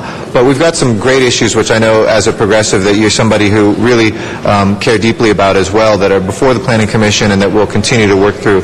One of them is mixed income housing or inclusionary zoning, the idea that when new housing is built at the market rate, that perhaps some percentage of that housing should be allocated for folks that have lower income, working class, middle class, or the very poor as well. Wondering your thoughts on that. A lot of other cities have that sort of a policy, but the Planning Commission will be very important on that, and so curious to know your perspectives on that policy as it moves forward. I think my perspective is, and when we've had individual cases, and this will give me the opportunity to look at it from a citywide perspective, is I think it's important to have affordable housing. I think people of all economic class should be living next to each other. I think that's why some of the cities have a better connection, because in LA we're pretty separate in terms of socioeconomic levels. So I think it's important for us to live next to each other. So I think it's an important element to take into account and to hold, the projects accountable if that's what they're going to do, and if that's an important mitigation. But it's also depending on what other mitigations are on that case by case. So I think it's an important element. There's a feeling in Los Angeles that's been here for decades that a lot of neighborhoods feel under siege for whatever reason. Sometimes it's a reaction to one bad project that somehow gets through, and then suddenly people don't want to see any projects. We know that it's easy, as you've seen, to turn people out quite often when it's in opposition to something. It's a much more difficult enterprise to get people excited and turn them out for something, or to articulate what do we want a neighborhood to look like. What can the City Planning Commission do, and what can we all do as policymakers to turn that around and to try to make people kind of more looking at the long-term, medium-term, at good planning in this city, and not just energized by the negative energy of when there are poorly planned out projects that get through? I mean, that's, my dad, when my dad asked me what I do for a living, I say I sell parks, because you would think the parks would be an easy project to build. But, so I face that on a daily basis. So I think what we need to do is allow the public process to take place and really talk to communities in the way, when you talk about sustainable communities, some communities don't know what that means, but if you ask them, do you want to be able to walk to your grocery store? Do you want to be able to walk to work? If you change the language the framing of the language can change the neighborhood's perspective, and I think sometimes some of the language, the jargon that we use, some communities don't comprehend. So I think that's the first step that I would make a recommendation for. Well, thank you, and you have shown that work. I mean, it's one of the reasons that I very much trust you and will be voting yes for you as a commissioner, because I think I've seen that in action and know that parks are as difficult. You would think they'd be easy, but anything in Los Angeles becomes a full contact sport, and getting people to yes is so much tougher than bringing things down and being negative about them. One final question. There's a lot of work right now in the Planning Commission around historic preservation and looking at whether or not to strengthen laws of historic preservation so that certain buildings aren't lost, but also do that in a way that doesn't take away everybody's property rights and that everything doesn't suddenly become something historic because, an ugly building built in 1965 one person wants to preserve. How would you balance those, and where do you think we are as a city with historic preservation, and what can we do as a City Planning Commission looks at that ordinance? I think as a city, we're a young city, so I think it's one of those things that people come to Los Angeles because, things are constantly evolving, but I think we need to do protect some of these historical sites, especially if there's findings to do that. But as everything, that's one of the things that I'll bring to the commission, is to be fair and impartial and look at the whole context of the projects that are in place, and some of the policies you have to give and take. So I think it's an important consideration that we need to preserve more of our buildings in Los Angeles, because that's the only history we have. Great. Well, thank you, and thank you for those answers and spending a little time for viewers and for folks that are here. It's a chance to hear. You've served for some time and will continue to, but I very heartily will be voting for you and really look forward to you being a planning commissioner for some time to come. Thank you. Thank you very much, Barbara, and I think now we're ready to take the vote. You have some good challenges people brought to you today. Madam Clerk, if you could open the roll on this item, close the roll, and tabulate the votes. 14 ayes. Thank you. Next item? Next item, Madam President, is item number 17. That's confirmation of the city librarian, and I believe there is a card on that item as well.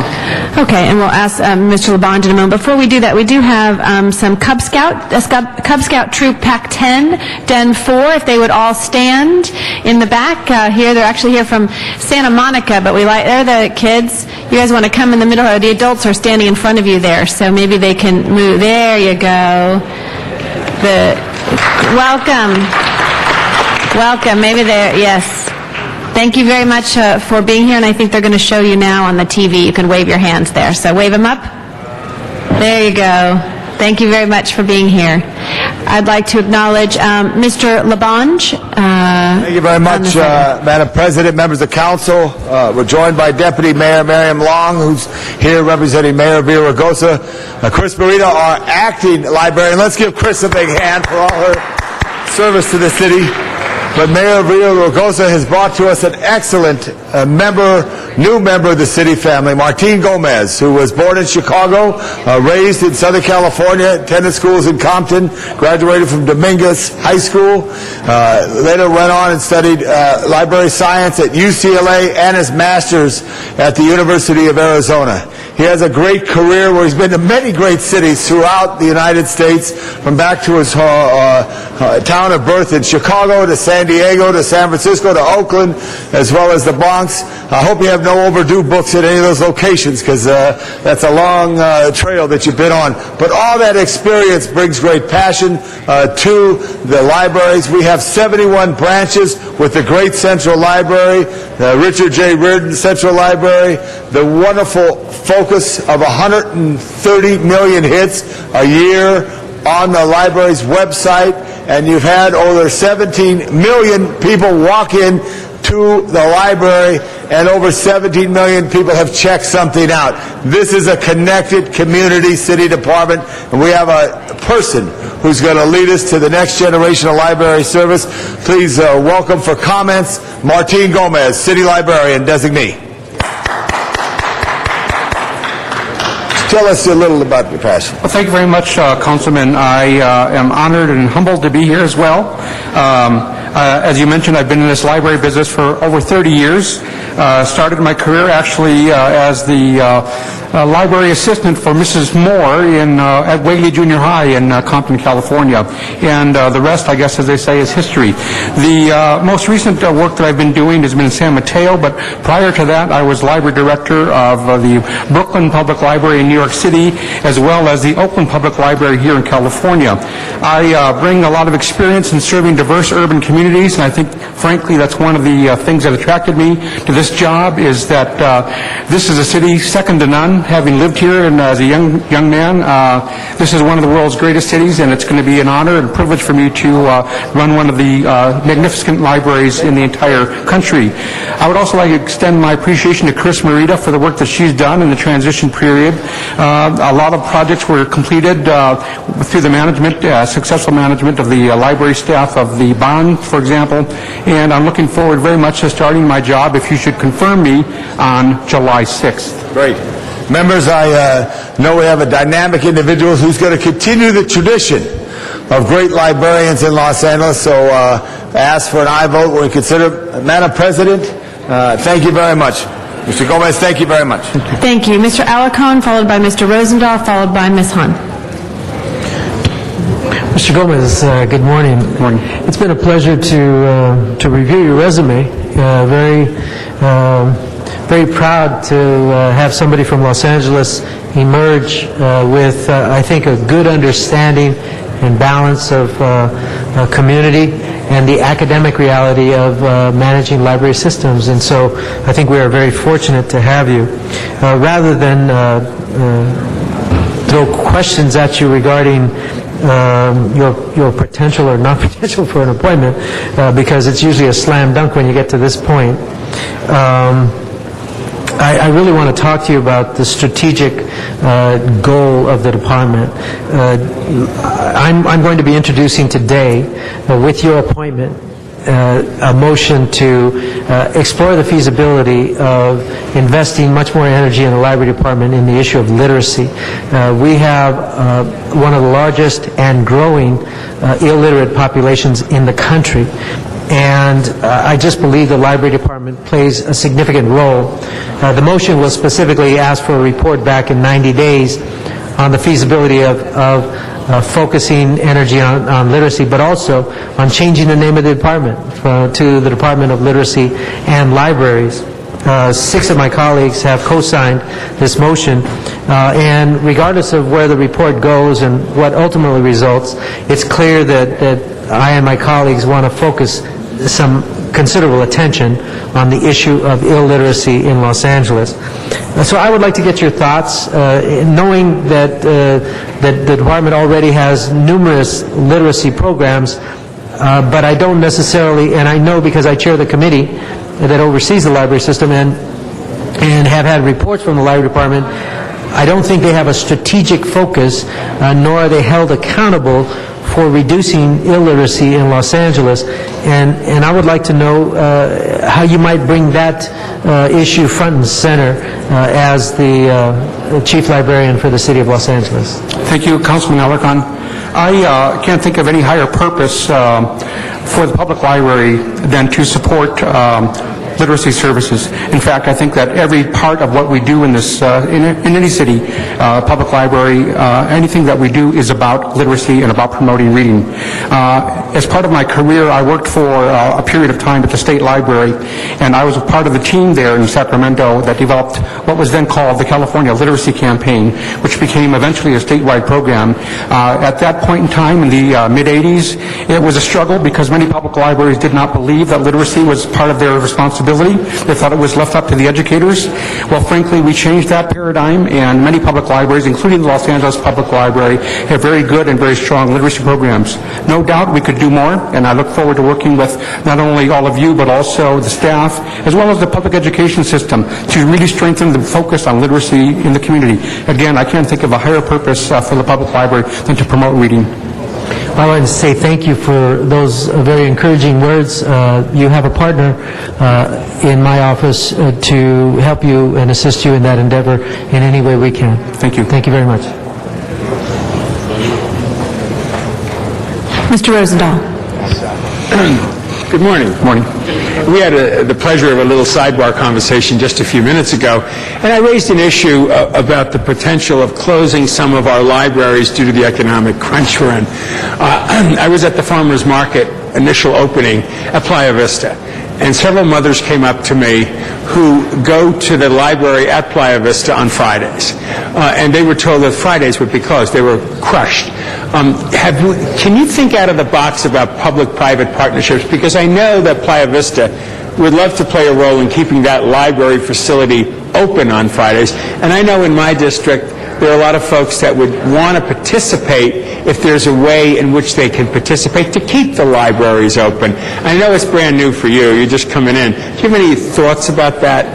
Well, I've known some difficult times in my career with running other library systems where it's been very, very complicated because of budget situation. And first off, I believe that the budget situation will improve over time, so hopefully no libraries will have to be closed. But I'm also a strong proponent of looking for opportunities to work with community organizations to find ways to actually not only get the local support to keep the libraries going, but to making sure that when those libraries are open, that there's quality access to those services. That means to make sure that as much as possible staff are there to help broker access to those collections, as well as making sure that they're safe and secure places for kids to go to after school. Really? What made you want to take this job? Well, as I said earlier, Councilman, this is a once-in-a-lifetime opportunity. As far as I see it, perhaps the only bigger library system in the country is the Library of Congress, right. And that's a presidential appointment for life. So Los Angeles is a wonderful opportunity. It's a great city. It's wonderful to be back home, frankly. Well, we're happy to have you back, and as Mr. LaBonge was saying about Mayor Reardon, I was deeply involved with him when I was in the private sector and raised him several $1 million for the school, for the libraries, to support it. And I know there's a lot of private sector folks that would want to be helpful. So if the time comes when there's more need for that, we'll make phone calls and we'll support you. Thank you very much, Councilman. Congratulations. Thank you. Thank you. Ms. Hahn. Thank you, Madam President. Well, congratulations. We really welcome you into the city family, into this position. We love our libraries. The public loves their libraries. You know, I think one of the things we have tough times with during this budget process is the thought of reducing library hours, because it's such a wonderful, valuable service, a part of people's lives. I look at it as an opportunity to keep kids off the streets. It's gang prevention. It's youth development. It's all of that. One of the ideas that I've been trying to float is an idea of figuring out a creative way to maybe raise some revenue for our library system, because clearly we need to figure out how to raise more revenue. I floated the idea of kind of a gold library card that people would be able to pay a little extra money for and add revenue to the system. It's met with a little bit of opposition because we don't want to in any way feel like we're not offering the library for free to everyone who needs it. But I looked at it just as a way of giving people an opportunity to contribute to the library they love. It seems to me that the foundation, the things on the website, it's just not enough to really have people buy into their library. And so I didn't know if you had any ideas. I know you do have some expertise in fundraising. What do you think of that idea? Or what do you think we can do to give an opportunity to the public to give more money to the library in a creative way? Thank you, Councilwoman. I, as you mentioned, have some experience in fundraising. For 2 years, I was the president of the San Francisco Friends and Foundation, which is a combined Friends organization as well as Library Foundation. And I think one of the things I've learned in that experience is that fundraising is really about people giving to people. It's people-to-people, peer-to-peer kind of development work. Certainly, you can do grants, you can do foundations, you can do government grants, but where the big donations come from are careful, long-term cultivation of high-end donors, if you will. I would look forward to discussing your proposal with you in greater detail when I get on board in July. In addition, I'd like to also, I think, bring the foundation to the table, because perhaps there's some things that we could do more specifically with the foundation. If they're perceived as the fundraising arm for the library, I think it's incumbent upon me and on the community to maximize the potential that they have to raise additional dollars. One last thing is that I also have the privilege of serving on the board of directors of the Sesame Workshop, which is the Sesame Street organization in New York City. And we've struggled for several years on big fundraising examples, raising money. And we decided a couple of years ago that as much as we would love to get donations from members, the real money came from cultivating, again, the high-end individuals. So with help from leadership in the community, I would love to have the opportunity to reach out to those folks who could make the larger donations that would help us. Not to suggest that the gold card is not necessarily a good idea, but perhaps looking at the amount of time we need to spend to really get significant dollars for the library, it may indeed come from the high-end donors. I appreciate that. I think those are some wonderful ideas. I just can picture people in LA flashing their gold card, kind of like I love our library, and I was willing to pay extra money to show them that. So try to work something out, but I do think in these tough times we're going to have to figure out how to raise more revenue for the libraries that we love so dearly. I'd be happy to talk with you about that. Looking forward to it. Congratulations. Thank you. Thank you, Mr. Reyes. Thank you, Madam President. I just want to congratulate you, Mr. Gomez. Thank you, Mr. Reyes. This is going to be a real adventure. When I look at the diversity of the city, we have the largest population of Koreans out of Seoul, Korea, and Los Angeles, a very large population of Filipinos. In Chinatown, we have one of the probably most used libraries, I was told, and given its transactions and books being checked in and out. The largest population base of Mexicanos out of Mexico City. Given this diversity, what do you see that we can do to augment or to absorb that richness, that culture that we have in this international setting? Please hold my time. Yes. Mr. Reyes, thank you. I think what's important in serving diverse communities is that we make the community feel welcome. And we do that in several ways. One is to make sure that we are representative on the staff level of those communities so that we have a diverse workforce. Secondly, we have items in our collections that are relevant to that community and are useful. And third, we have to do a lot of outreach. By that I mean not just going to schools, that's very important, but also going to the churches and the synagogues and the places where the people gather to let them know about the value of library services. It's interesting that you bring up the Korean and Asian community because in my experience, many of the branches of libraries that I've worked in, library systems that I've worked in, those libraries have the highest circulating collections, whether it's Chinatown or Japantown or Koreatown. And unfortunately, for many of the constituents in Latino communities, that circulation is not as high. I've come to the conclusion that we're still valuable. We're still valuable regardless of the ethnicity in those communities. And we're valuable because in many communities, we may be the only place for children to come after school to get help with their homework, and maybe they don't circulate as many materials, but the value that we serve in that community is to be a place that's safe, open, and available, and under adult supervision. And I want to reinforce that notion when we look at all the new facilities that have been built. For instance, in Pico Union, when I talk to the children there, especially in the summer months, what they find most inviting is that fact that it's air-conditioned. And they're living in very crowded housing conditions, 2 or 3 families in one-bedroom units in that neighborhood. And to be able to stretch out their arms and elbows and appreciate air conditioning, some of the simplicities of life that many of us take for granted, these kids are really enjoying it. When you look at the latchkey child, when both parents are working, the library becomes sanctuary for them. So it's a multi-purpose place, multiple benefits. So I'm hoping we can continue building up on that role it has. And maybe we can break down the silos from different departments so we can leverage each other's resources as they begin to dwindle. So what Rec and Parks has to offer, Library Department has to offer, even Department of Water and Power and how they want to inform their customers with the water rates. There's different ways of leveraging the departments, and it's about time we start engaging in that type of creativity. And I'm hoping with the new leadership, we can maybe break down these silos and look at a different culture and how we work together as a city family. Thank you. Thank you, Mr. Gold. Thank you very much, Mr. Reyes. We have two public speaker cards on this. I'd like to ask Matt Dowd to come forward first, and then Michael Hunt. Yeah, thank you. So, this is could be one of the toughest jobs in the city coming up because it is important. It's becoming less important with the internet, but see, all the libraries are getting shut, and all of the staff are going to be gone, the hours, everything's going to be reduced. And Mr. Rosendahl said it, except he used the euphemism. He said, we're in an economic crunch.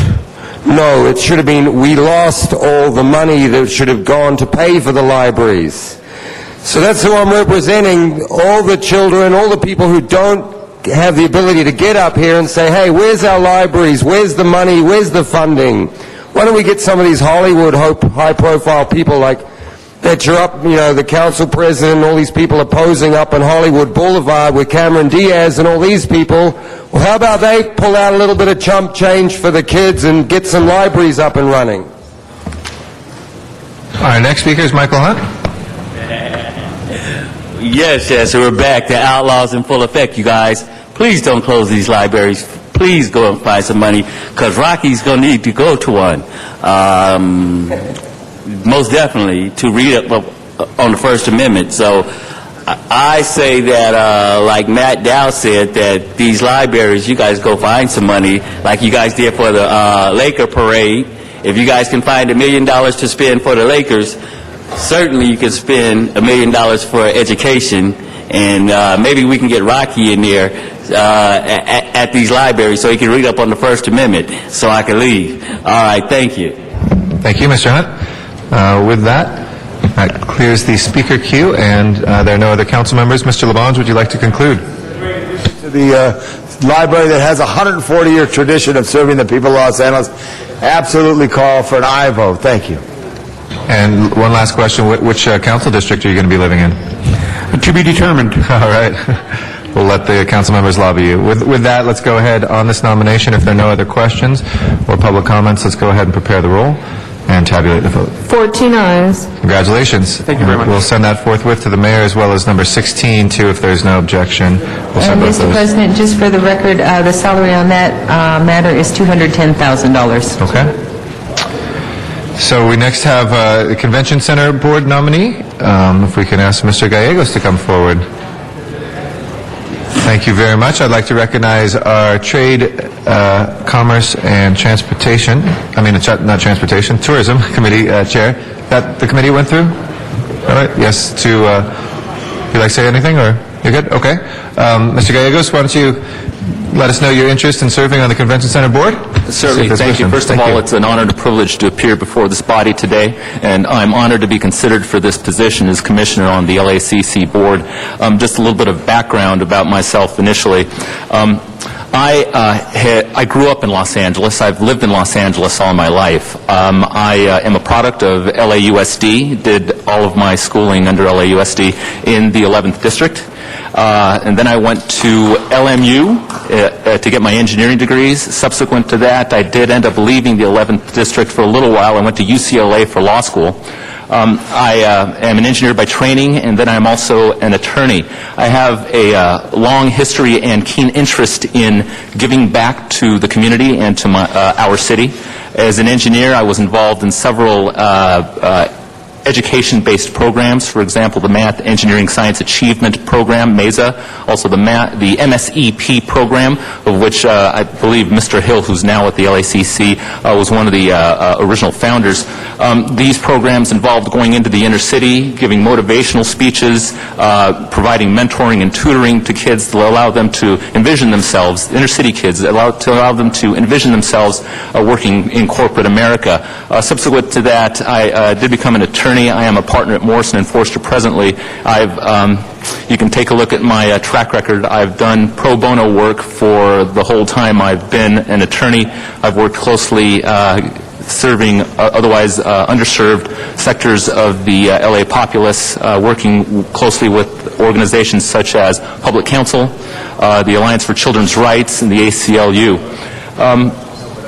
So let me stop there in case somebody has questions for me. Mr. Rosendahl. Yes, indeed, as people might have heard, there was a little bit of applause when you said the 11th District. That is my district that I'm honored to serve. You mentioned a little bit about your background.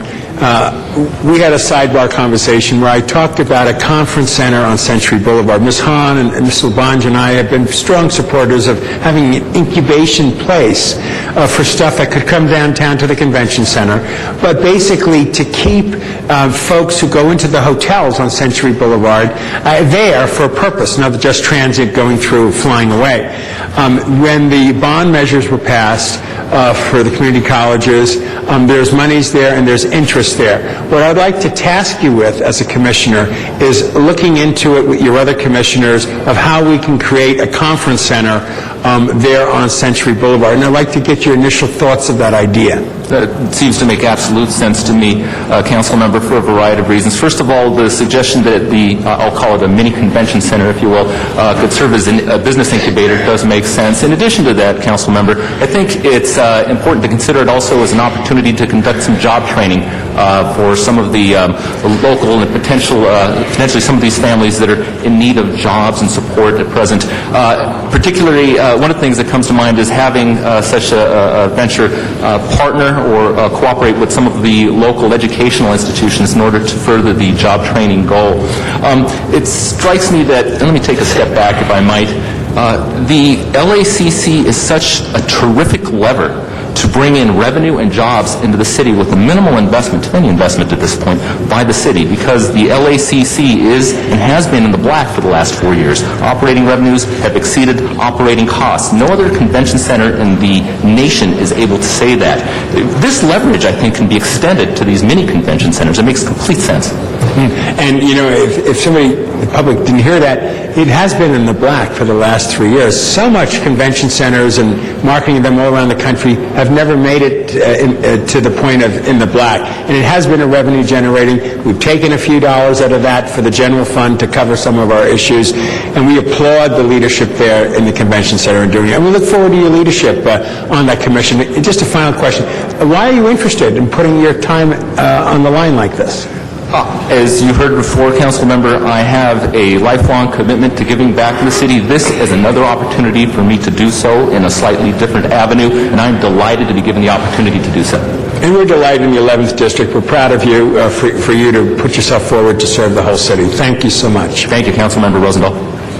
Thank you, Mr. Rosendahl. Any other speakers? If not, thank you again for putting yourself forward for service. We appreciate it, and we do have a card on this, so we'll take cards from the public. On this item, we have Mr. Is that a new card that just came on? Okay. Hold on one second. We have Arnold Sachs as our first speaker, and then Matt Dowd.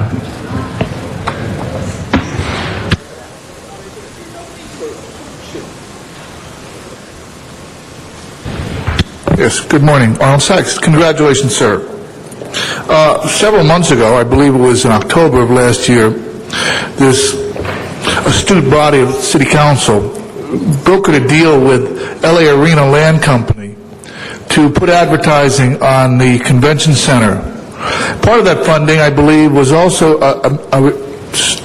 Councilman Labange requested part of that funding that would be generated from the revenue go towards libraries. And you just heard what kind of straits the library is in.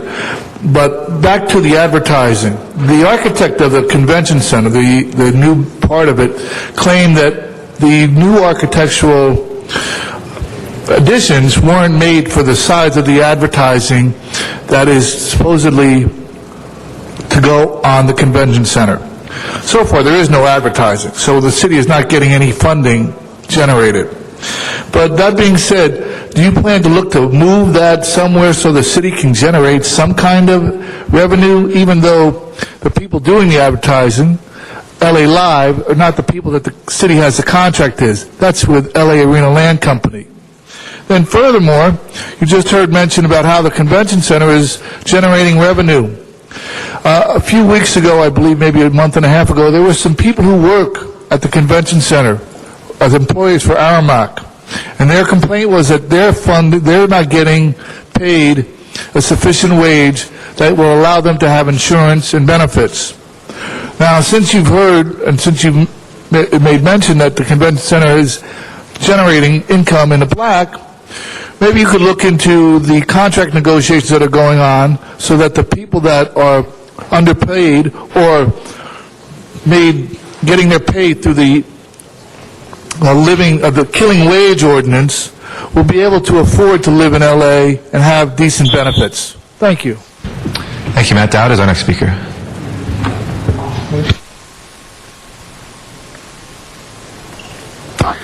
Yeah, thank you, Mr. Gallegos. If he's allowed to turn around, I can address the Commissioner. Congratulations, first of all. The one thing about the Mr. President, his remarks should be directed to the council as a whole. If you could please direct and I know we've been warned before on this, if you could just please make your remarks to the council as a whole, and we're not trying to disrupt your flow, but I think you're familiar with that, so thank you. Oh, can he turn around now and just... No, sir, you're directing to us, to the council. Okay. The council takes input from the public on this appointment. Thank you. Can we get a few seconds back for that? No, sir, go ahead. So look, here's my one thing with the convention center. It's not a joke. They have these waivers, and seen a lot of them come through the agenda. You're waiving convention center fees, room fees, and they're getting waived for things that are very narrow terms of the people who are using them. It's not really a public benefit. Sometimes these convention fees are waived for the wrong reasons. Thank you. Our next speaker is Mr. Zumadog.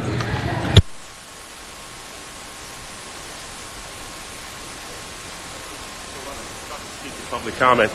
Yes, I'm speaking with the ACLU. Hold on, I got to speak. I'd like to spend 1 minute. No, please, no, hold on, sir. Sir, if you can please direct us right now to us, if you can hang up the phone call to talk to us, please. Yes. Thank you. I'm speaking right now about the commissioner appointments of the mayor, and I'd like an amendment right now to please make sure that this commissioner appointment serves at least 1 year of the term. I think it's something fair to ask of all commissioner appointments, because, for example, we had Chris Essel appointed by you guys to the Airport Commission, LAX, only in January, and now, hey, I think I'll just run for city council. It pays more money.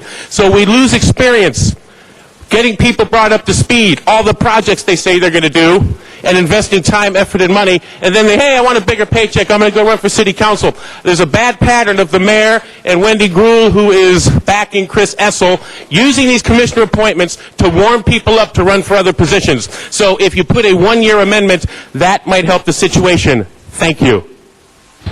We'll close our public comment on this nomination. With that, let's go ahead and prepare the roll and tabulate the vote. 14 ayes. Congratulations, Commissioner. Welcome aboard. Thank you very much for your service. Next item, please. Next item, Mr. President, I believe I think Mr. Parks Parks asked wanted to order, take some- correct. Mr. Parks asked for, Mr. Parks, you had 29, 30, and 31 out of order, or did you want to take up 28 in the special meeting? Now the CAO's here? Okay, let's go ahead and temporarily recess the regular meeting, go to the special meeting, and we'll take up item 28, Mr. Parks.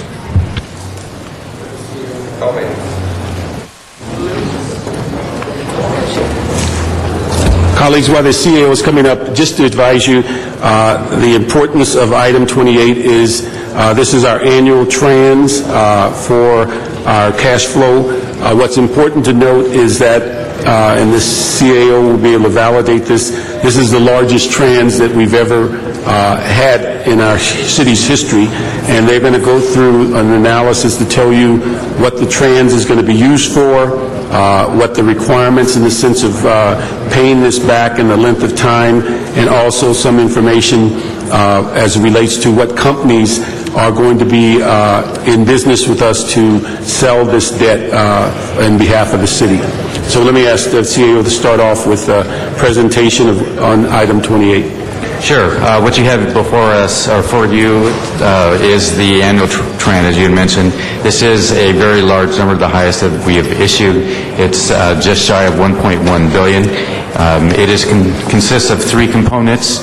It consists of the component for our payment for fire and police pension, which is roughly $355 million, to the LACERS retirement system of $298 million, and then it leaves $400 million for our cash flow concerns, to deal with our general fund cash flow as we get through the fiscal year.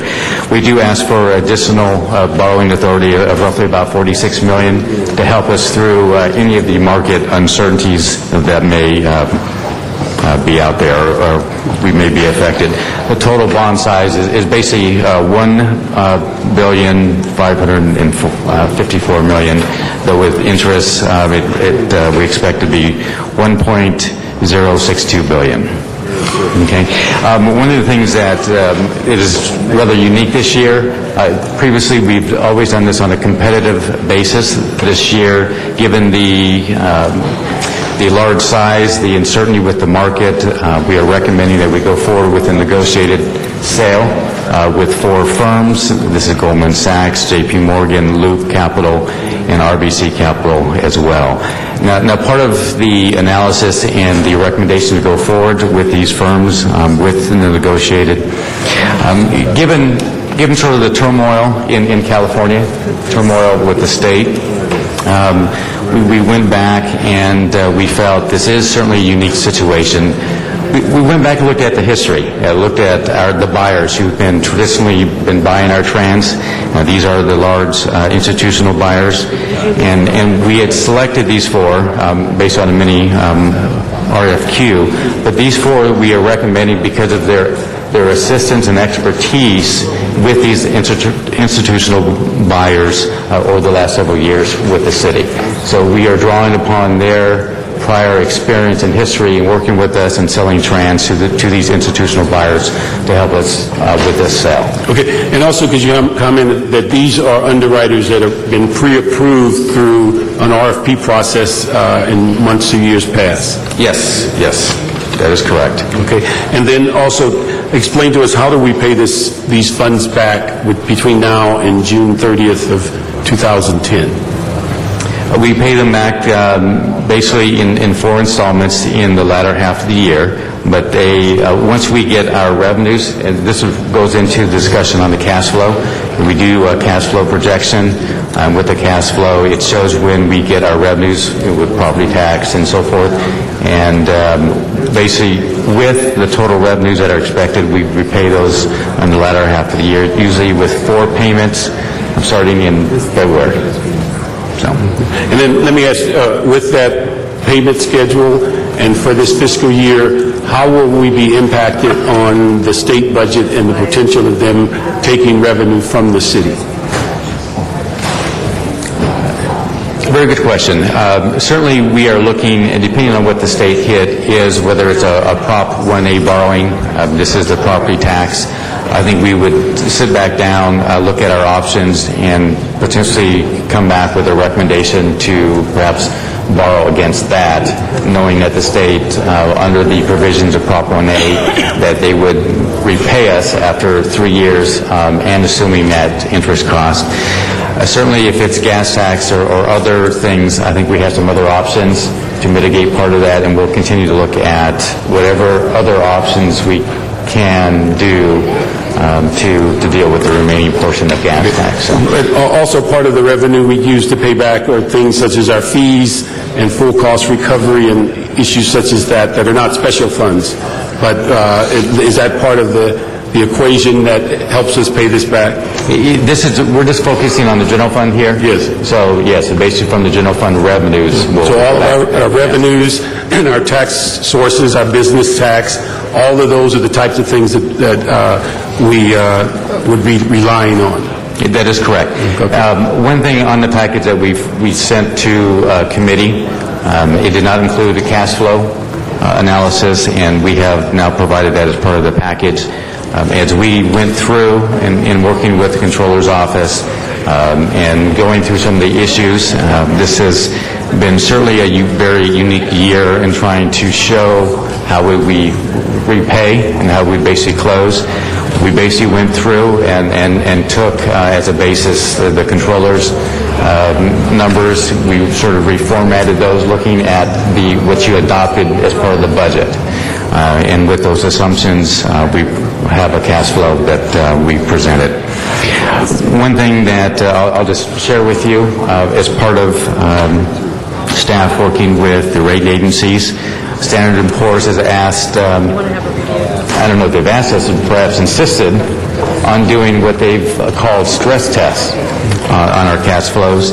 And quite frankly, one of the things that they're asking are the same questions you are asking, is if the state takes money from us, how does that affect your cash flow? What does it do to your bottom line? And that's actually one of the things that they're requesting from us. When they ask for a stress test, is that really to get an idea whether we have the capability of paying back these funds? That is correct.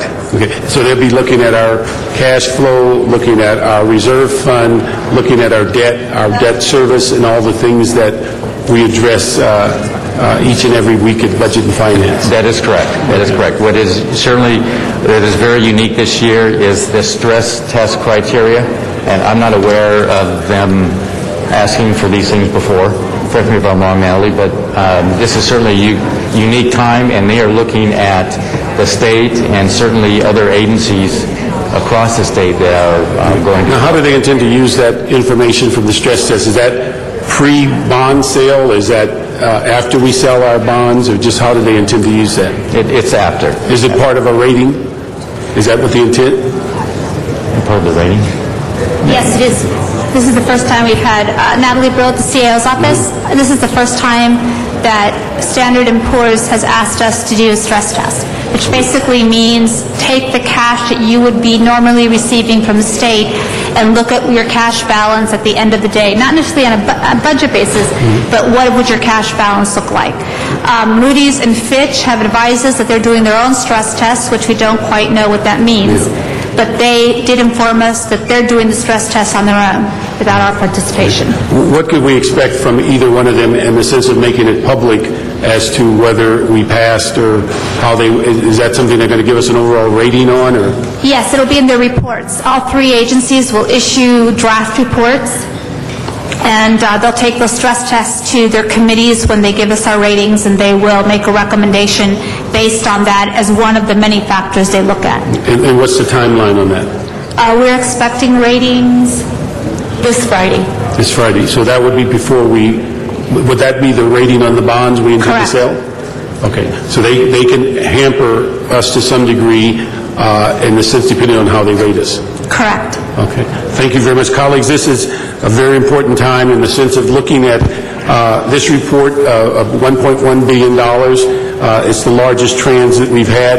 And I think what's important also to realize, and we kind of forget this, the reason that we're paying the pension cost early is because we get a discount, and so it benefits us financially. But again, there's roughly about $400 million available to carry cash flow between now and throughout this fiscal year as our revenue begin to come in. And Ray, our revenue peaks, about this first quarter of next year is when our revenues start peaking in the city? We actually get a bump in December once we get our property tax. The first installment, that's the first peak, and then the second peak really falls in when we get the second payment. Okay, thank you very much. Colleagues, I recommend we approve this, but this is something that we will see over and over again as it relates to our financial condition in the city. Thank you, Mr. Parks. Ms. Gruhl. Thank you. Mr. President. And I just have a question, because I know that there are two reports. There was a controller report and this report, and as indicated in yours, in the letter that you sent, it talks about some difference of opinion. This is the one to Standard & Poor's.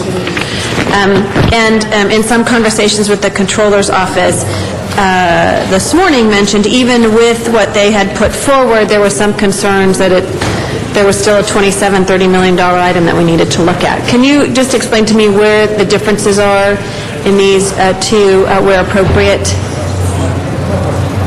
I know on some of these, for example, it talks about You want to go through it? 3,000 layoffs, and it talks about the furloughs and some of those other things that were in negotiations. Again, I'm saying this appropriate because we are not in ERC and executive session on that way. Is there anything else that, other than the labor negotiation items that are in here, that are different in the assumptions that the Controller's Office had and what you are putting forward for the trend? Ms. Squirrel, we're going to hold your time. Thank you, Mr. Zine. Hotel CAO office, primarily it has to do with what you just mentioned is the labor negotiations. So other than that difference, there's not much. The reserve fund. And there's also the reserve fund, where in the controller's report, they did not include the transfer of $46.7 million to the reserve fund. In the CAO cash flows, we included that. And was that in the adopted budget? Yes. Yes. It was, so just an error in that. You know, it just, and this is, I know we sort of talked about this about a week ago when we had the controller's cash flow. Certainly this was, I'll say this, a very challenging time or way for us to basically approach the cash flow. I know in the traditional, in prior years, the controller has done that and has taken various things into account, but certainly we had a budget that assumed $320 million in shared sacrifice. Correct. And trying to decipher how that fits into the cash flow. We also have the reserve fund transfer to the budget. I know when we, in talking with controller staff, we were working through some of the issues, and as we got closer, I came to the realization that we need to just sort of put together a cash flow that is basically based on the budget, what was adopted. And that needs to be our basis. That is what we present to the investors, to the rating agency, the community. And then from there, then they can ask the questions, well, what does this mean? What are you going to do? And et cetera, et cetera. So. And I know we've had some conversations as well after next week to sit down and see where there are any issues that in information sharing can be useful, although, as I also indicated last week, the independence of the controller is a very critical part of this, I think, for your rating industries, your rating institutions as well, for that cash flow to come forward. And Mr. Parks and I talked about the importance of also the having projections on that cash flow come more readily as well. And so we'll work with you and the council as to do that. Thank you. Thank you, Ms. Squirrel. Mr. LaBonge, do you wish to speak? Thank you, Mr. LaBonge. You didn't press your button, but go Thank you ahead. very much. All right, for those out here watching in the world, explain in 49 seconds what we're doing. We are going to the market. This is a short-term borrowing. For 1 year, basically, we borrow and then repay within the fiscal year. It is almost $1.1 billion. It allows us to prepay our required contributions to LACERS and to pensions. And then the third piece is to provide $400 million in cash flow borrowing. Have we ever done this before? Yes, we've been doing this. This is a standard practice. This is standard, though we have each year seem to get higher and higher. But you're watching it. Yes. Thank you so much. Thank you for the explanation. Thank you. On this item, are there any cards on this item? Already had a hearing? Okay, thank you. That matter is now before us. Open the roll, close the roll, and tabulate the vote. 13 ayes. That matter passes. Thank you very much. Forthwith? Yes, we are doing this forthwith. Thank you. Next item, please. And, Mr. President, that's the only item on the special meeting. Do you wish to adjourn that and go back to the regular meeting? Yes. The next items on the regular meeting are items called special by Councilmember Parks, items 29, 30, and 31. Mr. Parks? Please. And we will hold your time, Mr. Parks. Thank you. Colleagues, what you have here is the monthly report from the treasurer about our investment strategies, and we call all three together. But what I'd like you, Joya, to do is concentrate on the February 09 to give us the most updated information, and then also go into the approved June 12th letter that was discussed during committee. Joya DeForest, City Treasurer. This year has been extremely volatile. If we go very briefly with the February report, and then I'm going to fast forward to where we stand today as just as a preliminary into the June 12th letter that Councilmember Parks discussed. We continue to do very well considering the economy. We have had, as of late, some concern because the general fund's cash balance has become an increasingly smaller part of the general pool. We will be monitoring even more frequently that percentage as we go forward to predict what our revenues will be for next year. I will ask Hal Knoptree just in a couple of minutes to discuss from February to present.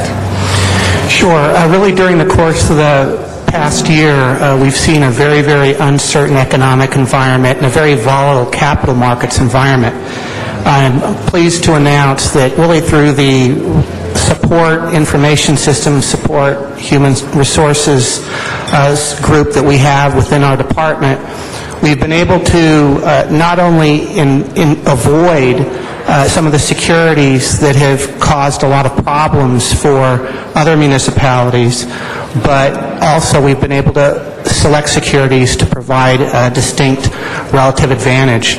During the course of the past year, the treasurer's pool, which approximates $5.5 billion or so, has generated positive absolute returns during the past 12 months and has also generated positive relative returns of about 1%. So given the size of the pool, it's translated into over $30 million of excess benefit to the city over the past 12 months, of which the general fund is a part of that pool.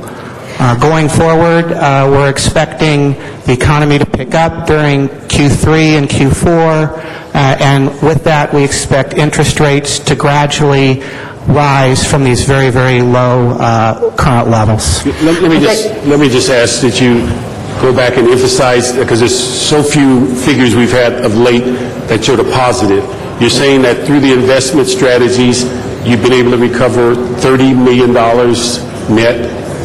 Correct. Okay, go over that again so everyone's in. And what that is a result of, last year, council approved about a $134,000 expenditure for some analytical software, which allowed us to more critically review every investment that we made, and actually allowed us to purchase investments we otherwise would not have purchased and sell investments we otherwise would have. Hold on, ma'am, excuse me. There's too much talking in the chambers, and it's difficult for people to hear.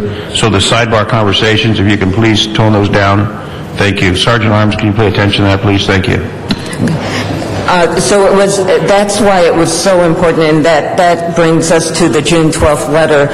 What we reported to Budget and Finance, that we had been contacted by Moody's Investment Services, that they were looking at our investment pool differently. As background, the Los Angeles City portfolio is the only portfolio in the city that has a AAA rating from Moody's and Standard & Poor's. This rating is purely discretionary, has nothing to do with our debt rating.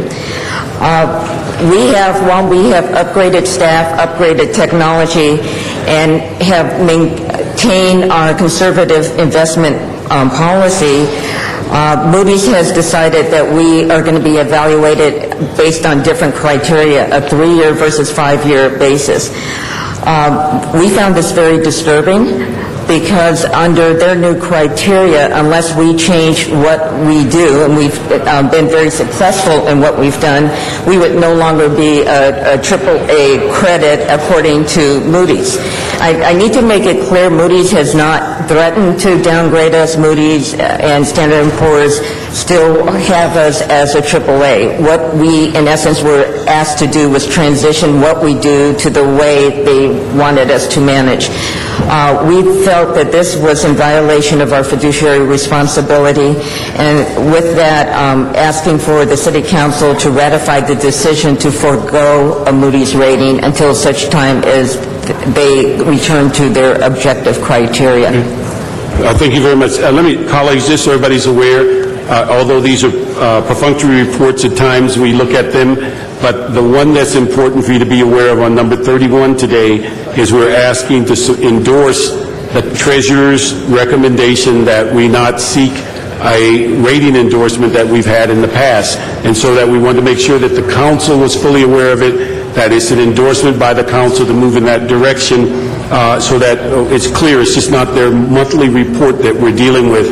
There's an action item that we're asking when you approve it, that we're going to be giving her direction to go forward. So that was the major change. I want to also acknowledge that when we have people that get honored nationwide, our own treasurer recently was identified in the Treasury and Risk Management magazine as one of the top 100 influential people in finance in the world. And they identified with her also Warren Buffett, also the Treasury Secretary Tim Geithner, and also Sheila Blair, who's the chair of the Federal Deposit Insurance, FDIC. And so I wanted to publicly acknowledge Joya for that commendation, because it's few times we get our local general managers being identified or highlighted in that fashion. So congratulations, Joya.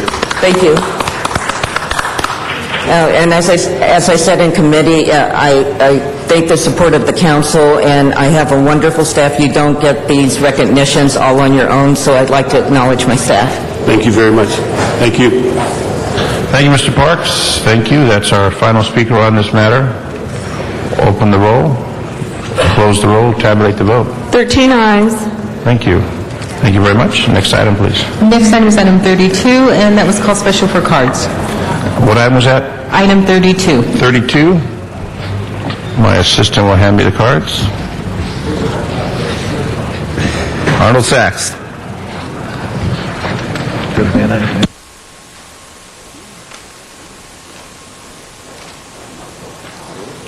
Thank you again. Arnold Sachs.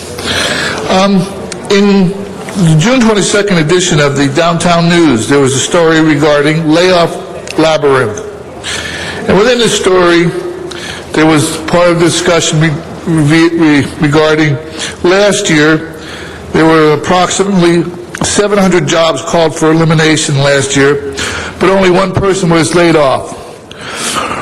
This year, they don't say how many people are going to be laid off or may be laid off, but they do say the process to eliminate workers will take approximately 7 months. Now, if last year, in the 2008-2009 budget, when you were discussing that, somewhere after 2008, you would have gotten some kind of message that the economy was going in a tank and there may be layoffs. So why wasn't the process started in that budget discussion after 2008, January? Why are we waiting another 7 months to finalize these layoffs? Well, as we just heard from Councilman Parks, income will pick up come next January. So if you forestall the layoffs, then there may be income around not to lay the people off. So what is the budget deficit? What are we talking about? Don't use magical mirrors. What did you say, Mr. Smith? You won't be saved this time, Greg Smith. Don't think this little trick will help you out. We're not going to bail you out this year. That sounds like a bailout to me. Why wait another year and a half to finalize a plan when you have this iceberg looming over us. Thank you. Get off your butt. Thank you. Matt Dowd, please. Followed by Michael Hunt. Followed by Zuma Dog. Yeah, for the benefit of Mr. LaBonge, I'm going to help explain some of this, and for the people on Channel 35 and possibly anyone else in City Council. See, the city's lost all its money, in effect, and the revenue is not going to cover the expenses that the city's looking at. And I'm not going to blame the CAO, because he's inherited this mess.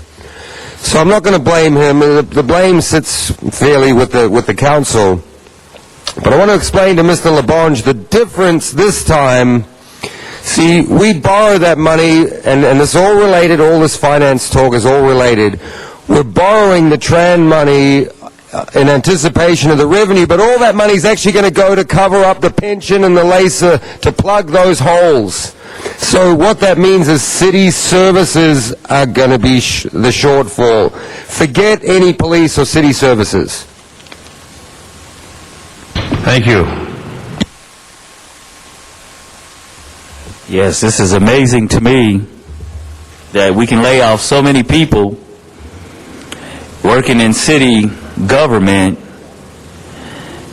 and we can just retire probably 1,000 people with early pensions and balance the budget. Doesn't take a rocket science to figure that out. A lot of you guys been here too long anyway, you know, and a lot of you guys don't know where you're going with it. So you guys need to retire with early pensions and save the city some money instead of laying off people. Retire 5 years early and look for other employment. It's very easy. Retire the people that's been here for the last 15, 20 years, give them an early pension, give them an early bonus to sign off and save the city some money. Doesn't take a rocket science to figure that out. That's a no-brainer.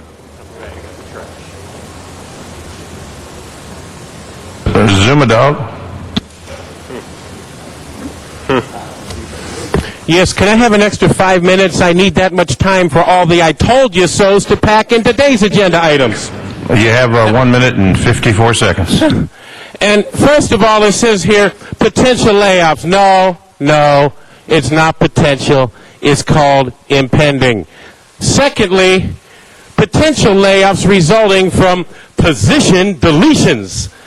Oh, it's not because the city's going bankrupt, because they wasted like a bunch of clown teenagers without their parents looking, and because they lost $7 billion of pension money in what I just heard was inappropriate investments, and that the FCC is investigating, and oh my gosh, it's not because of that, it's because of position deletions. Did you see that movie Office Space? It's like, hey, we merely fixed the glitch. That's legalese speak, people.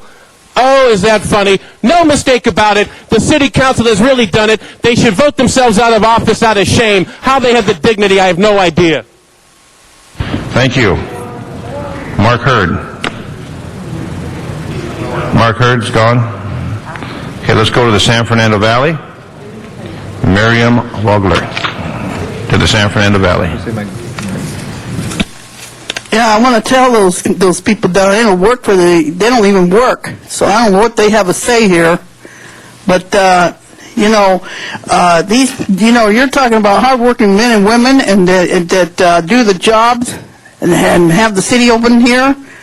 How dare they come out here and say that there should be layoffs and that there should be early retirement? There should be incentives to help people to produce and to help save the city money, not to be in the negative.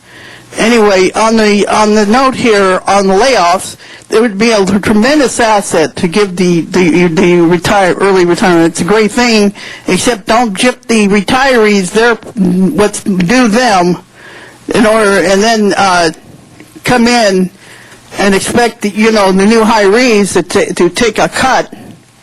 You can't get good service if you're going to pay people low pay, like engineers, electricians, and plumbers. You got to have to pay them according to what's out there, everything here.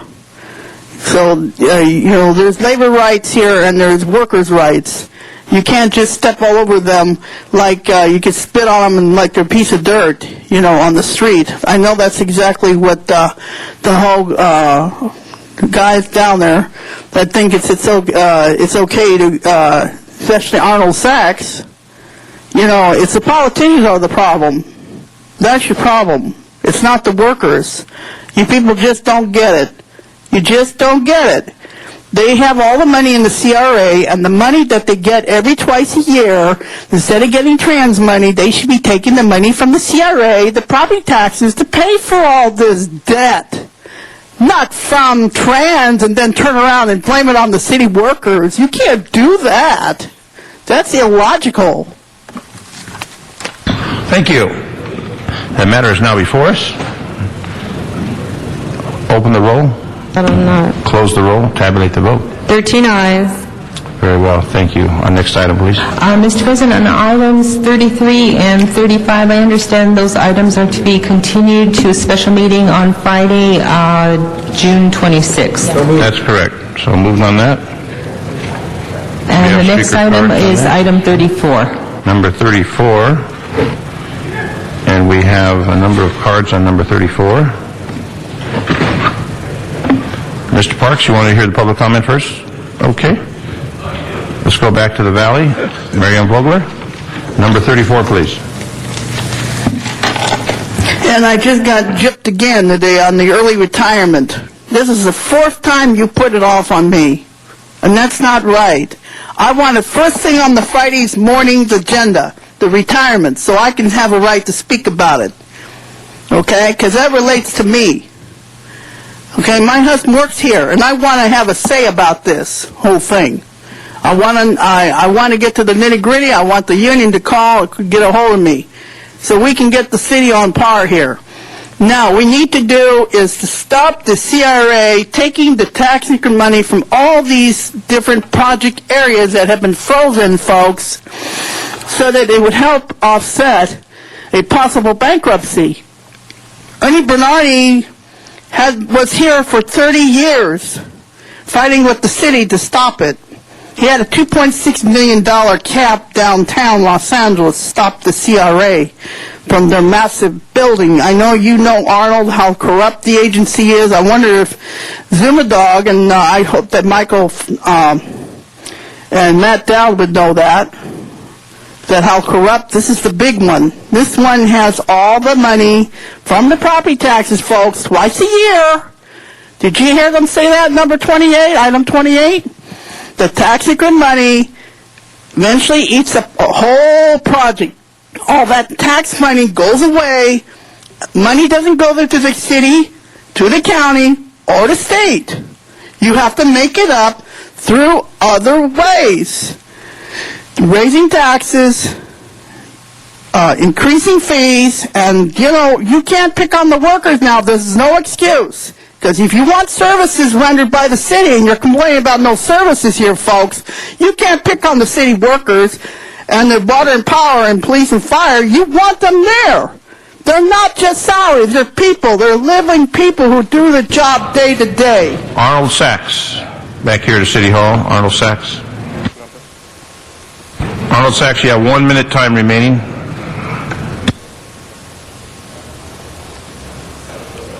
Thank you. Arnold Sachs, last week on Friday, and I appreciate Councilman Wesson for his directness, mentioned you were discussing a bankruptcy bill. Point being, he said, you're having a discussion after the horse left the barn. I believe he said, you need to get ahead of the curve. The question is, this is the second largest city in the country, the highest paid city council in the country. How come you're behind the curve? How come you're discussing items that have already been voted on in the California legislation? Do you have any connection with them? Do we pay, do we pay anybody to keep us to track of what's going on there? Lobbyists. Do you have any lobbyists up there? How can you possibly have any kind of sense of value when you're so far behind? Pat McCosker, please. Mr. Pat McCosker. Thank you, council members. I filled out a speaker's card on this today, but for two reasons. Number one, I wanted it to be called special. I wasn't sure that it would be. I didn't want it to be passed by consent because I'm going to urge you to vote against the motion today. And also because I wanted to dispel a notion that I heard in discussing this with somebody here in the building yesterday. Somebody said there was concern that the reason workers want this and firefighters want this is because we want to make it impossible for a municipality to go bankrupt so we could hang on to our lucrative contracts and thumb our noses at the city. I want to say that that's patently false. And I think we're demonstrating it here in L.A. right now, Councilmember Smith, and all across the state, quite frankly. You know, here in L.A., I think you're seeing all of us, your coalition, negotiating in good faith, willing to share the sacrifice so that the city doesn't go bankrupt. I know that you don't want this city to go bankrupt, and we don't. That's the last thing that we would ever want, is for our employer to go in the tank. And that's true in Vallejo as well. They're the inspiration for this bill. And I know those firefighters in Vallejo. And that's why I've been here 4 days in a row on this. That's why it's so important to me. My local has donated tens of thousands of dollars to them for their legal defense. The real bankruptcy in Vallejo is the firefighters, their union, and their individuals, because of the cynical nature, the way that Vallejo created that bankruptcy up there. I don't want that to happen to anybody else. I also want to protect this city against it being done cynically by cities around us here, because if that happens, it'll impact us, both our finances and the services we provide. It'll be a drain on us. So I urge you to do something other than pass this motion today. Please refer it to committee, receive and file, vote against it, whatever you may do. I'll leave that up to you, but please don't take a position of opposition to a very right and righteous bill, AB 155. Thank you. Thank you, Mr. McCosker. Matt Dowd. Yeah, a couple of things to say on this one real quick. First of all, this AB 155 is an assembly bill which restricts the ability of the cities from petitioning for bankruptcy protection. So why would you want to oppose this bill unless you had plans to file for bankruptcy protection? So it's a municipal corporation, the City of Los Angeles, they're a business, they can file. So if you're a fire, police, or an employee, do not take the early retirement thing they're offering, because they're saying they're going to give you the money, but they won't when they declare bankruptcy. So don't take the early retirement. Start looking for other employment. Start looking for some kind of retirement, because the city is definitely going to retire. They're going to, petition for bankruptcy protection, because they're fighting so hard against this legislation, and this is transparency, this is good legislation, and the only reason you could be against it is because you're trying to file and you want to take all the money. There'll be pennies in the dollar. Anyone who worked, Dennis Zine, firemen, police, forget your pension money. It's all gone, and all the money in the city right now is getting used just to pay it. We heard it from the CAO. You're borrowing $1 billion to plug up the hole in the pension money and the laces. So the city employee retirement service fund, all gone. The city wants to declare bankruptcy. You need to look out for where you're going to be in 5 years, 10 years from now, because you can forget the pension checks. The city council and the mayor appointed commissioners, Weatherly Capital, William Jackson. They lost all your money. They all need to retire. Everybody needs to resign. We need fresh people. I've said it before, and now I'm getting upset because I'm concerned about all those people who lost all their freaking pension money. Zumadog. Yeah, I wasn't going to speak on this, but I figure I could think of something to say to fill up 2 minutes after you just bankrupt the city through fraudulent investments in Wall Street. I think I owe it to the tax-paying constituents. First of all, I think that you better take that pension deal money, you better take the settlement they're offering in full as quickly as possible, because it looks like they're talking about bankruptcy protection, and a judge could make it so that the city can wipe away and that you don't get anything. So this could come down to everybody losing their life pension money that has been promised. They worked so hard all their lives over bankruptcy. It could happen. even though I know Richard Alarcon will get up here and say, no, Zuma Dog, that wouldn't happen. But then, as we know in history, it always ends up happening anyway, and then I come here and say, I told you so. See, the city has a bad habit. The reason we're talking about bankruptcy protection is because things like you have a children's museum, you know it's going to go under. You funnel as much money in as possible, as quickly as possible. The CRA, you know that the housing bubble is burst, you funnel as much pension money in as possible. And I also say under bankruptcy protection talk, make sure that we have money for a special election for a mayor's race. I'm here to tell you, I heard this. Obama is not happy with the way the mayor spent the fiscal stimulus money. Did you notice how everybody was talking about massive firings? We're going to have massive firings. We have this huge budget gap. Then, boom, money fell out of the sky one day. And now it's just, some reduced layoffs. I'm here to say that budget money, that the federal stimulus money was not used for shovel-ready jobs, and Obama's pissed because it went to DWP and the port and for the other things. And I'm here to tell you, baby, indictments are coming down August or September. That's why the mayor's not running for governor. So I'm here to say, people, you better get it together, and you're going to hurt the moms and pops because they're not going to get paid. Now, don't invest in the city of L.A. They're going to screw you with bankruptcy. Michael Hunt, our next speaker, Mr. Michael Hunt.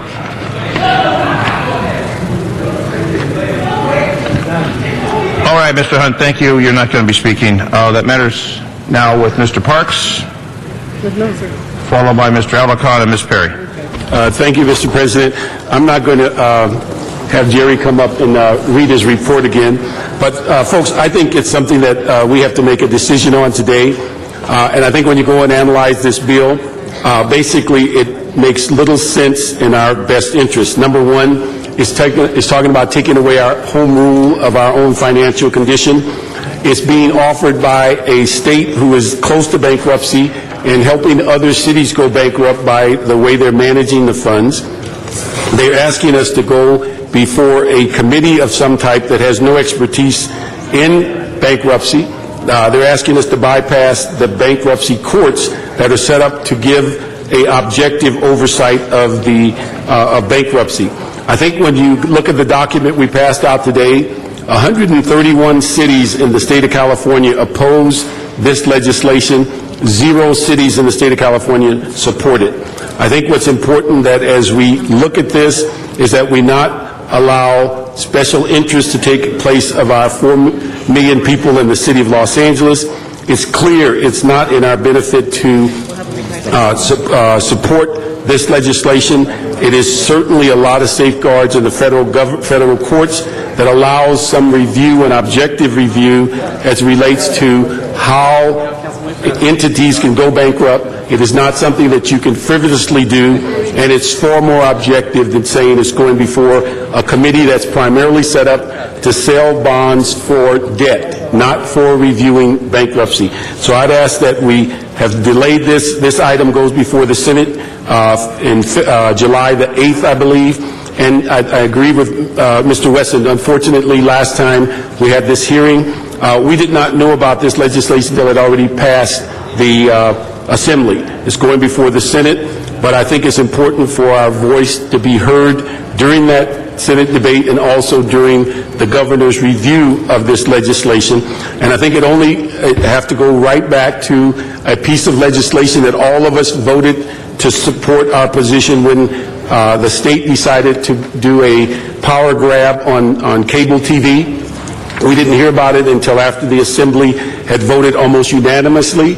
It didn't deter us from putting in our voice. Even though we did not win that, it was clear that everyone wanted to make sure that the City of LA's voice was heard, and I think it's no different on this issue today. So I'd ask that we support the CLA's report as we've done on literally thousands of CLA reports in the past, and there's even greater weight in the sense of analyzing this, that it's not in our interest to oppose it.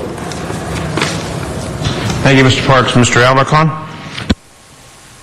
Members, we talked about this quite extensively before. I want to reiterate that this bill is a wolf in sheep's clothing. The fact of the matter is, when you enter into bankruptcy court, the bankruptcy court has one purpose, and that is to allocate a distribution of dollars to the creditors. In this case, it is not as if it's all for one and one for all. If a city files bankruptcy, it could have an impact on the city of Los Angeles that is negative to our interests. In the case of the state of California, if a city files a bankruptcy, who's going to be left holding the bag if not the state of California? That could affect the monies that come to the city of Los Angeles. What this bill does is not prohibit any city from filing a bankruptcy. What it does is create a process at the state to allow a review. And by the way, that review would be conducted in no more than 30 days with a decision. And if you ask for an expedited process, a 5-day process would declare whether or not the state authorizes the bankruptcy. The bankruptcy court will not consider how the bankruptcy affects other jurisdictions. It will only consider how that city resolves its creditors' issues, and not in the interests of other communities. The state of California's interests are quite different. They would want to know, how is that going to affect Los Angeles? How is that going to affect other jurisdictions in the state? So I'm going to leave it at that for now, I hope. But I do want to mention this. You have to ask yourselves why, amongst all the cities that support this, that are mentioned by Chairman Parks, why is it that San Diego, Sacramento, San Francisco, Los Angeles, all the major cities in California have not taken a position of support? The League of Cities and its smaller cities have a very different interest in many cases than the city of Los Angeles, with huge economic interests. We cannot let other jurisdictions file bankruptcy that may negatively impact us without giving the state an opportunity to try and find a better solution. They do it in the school system, where before a school district can file bankruptcy, they have to go through a process with the state. And to date, since that process has been created, there has not been a bankruptcy, and the matters have been resolved by the state with the local jurisdiction. This is good legislation. It's good government legislation. To oppose it would be to put us in jeopardy. And as I said before, the only reason you would support this is if you anticipate the city of Los Angeles is going to go into bankruptcy. And I don't think we're near that condition. And I think it sends the wrong message to California. I urge you vote no against the motion. I further would move that we receive and file this report. Thank you, Mr. Alarcon. Ms. Perry. Can I get a second? Ms. Hahn seconds to receive and file. Thank you. Ms. Perry. For purposes of clarification, a vote to support the Chief Legislative Analyst report means to oppose AB 155. Is that correct? That's correct? On the record. And I would argue on behalf of that position. I am always amazed that we are as fortunate as we are to be local elected officials and to be able to vote on behalf of those people that were elected to represent in a way that we consider to be most effective to protect the city's interests, and I would be loath to give away any of my local power. I know that some have argued that the smaller cities are the only ones on the lists, but I can say that Los Angeles, in many cases, does provide mutual aid to smaller cities, City of San Fernando being an example of that. A lot of unanswered questions in this bill. I don't think it's I think it's poorly drafted. Speaking to many bankruptcy attorneys, I have found and have been advised that when you file for bankruptcy in municipality, the bankruptcy judge who handles the case is the one who makes the decision whether or not an entity or municipality can be certified to proceed in a bankruptcy proceeding, so that filter is there, that oversight is there through a bankruptcy judge and through the bankruptcy court. I am also concerned that if this did pass and there were liabilities and if we needed to file for bankruptcy down the road and we were prevented by the state, would the state then assume our liabilities and take care of those on our behalf? I mean, there's a lot of unanswered questions in this. You would notice from the list that the larger cities have not supported, but they have not gone on a list to oppose. For whatever reason that is, I don't know. I'm sure it has a lot to do with effective lobbying, but I am pretty comfortable in voting to support the CLA's report today to oppose this poorly drafted bill. Thank you. Thank you, Ms. Perry. That matter is now before us. No other speakers on the queue. There's a motion, I believe, by Mr. Alarcon and seconded by Councilmember Hahn to receive and file this matter. So we'll vote on that first? Yes. To receive and file. Mr. Smith, point of order? I don't believe you can receive and file a motion until you vote on it. You have to take a vote. This is the same one, so you could. Just as a point of clarification, you're correct, but we voted on it once. If something then isn't received and filed, it gets carried over, but people can move the receive and file before a second vote if they want to, but only because it's voted on once before. So the vote now is to receive and file. Open the roll, close the roll, tabulate the vote. 9 ayes, 4 noes. That matter passes to receive and file, and that negates the fact for a second vote. The matter is now received and filed. Thank you. Madam Clerk, the next item, please. Next item, Mr. President, are the closed session items, items 25 and 27, and I believe there's a card on 27.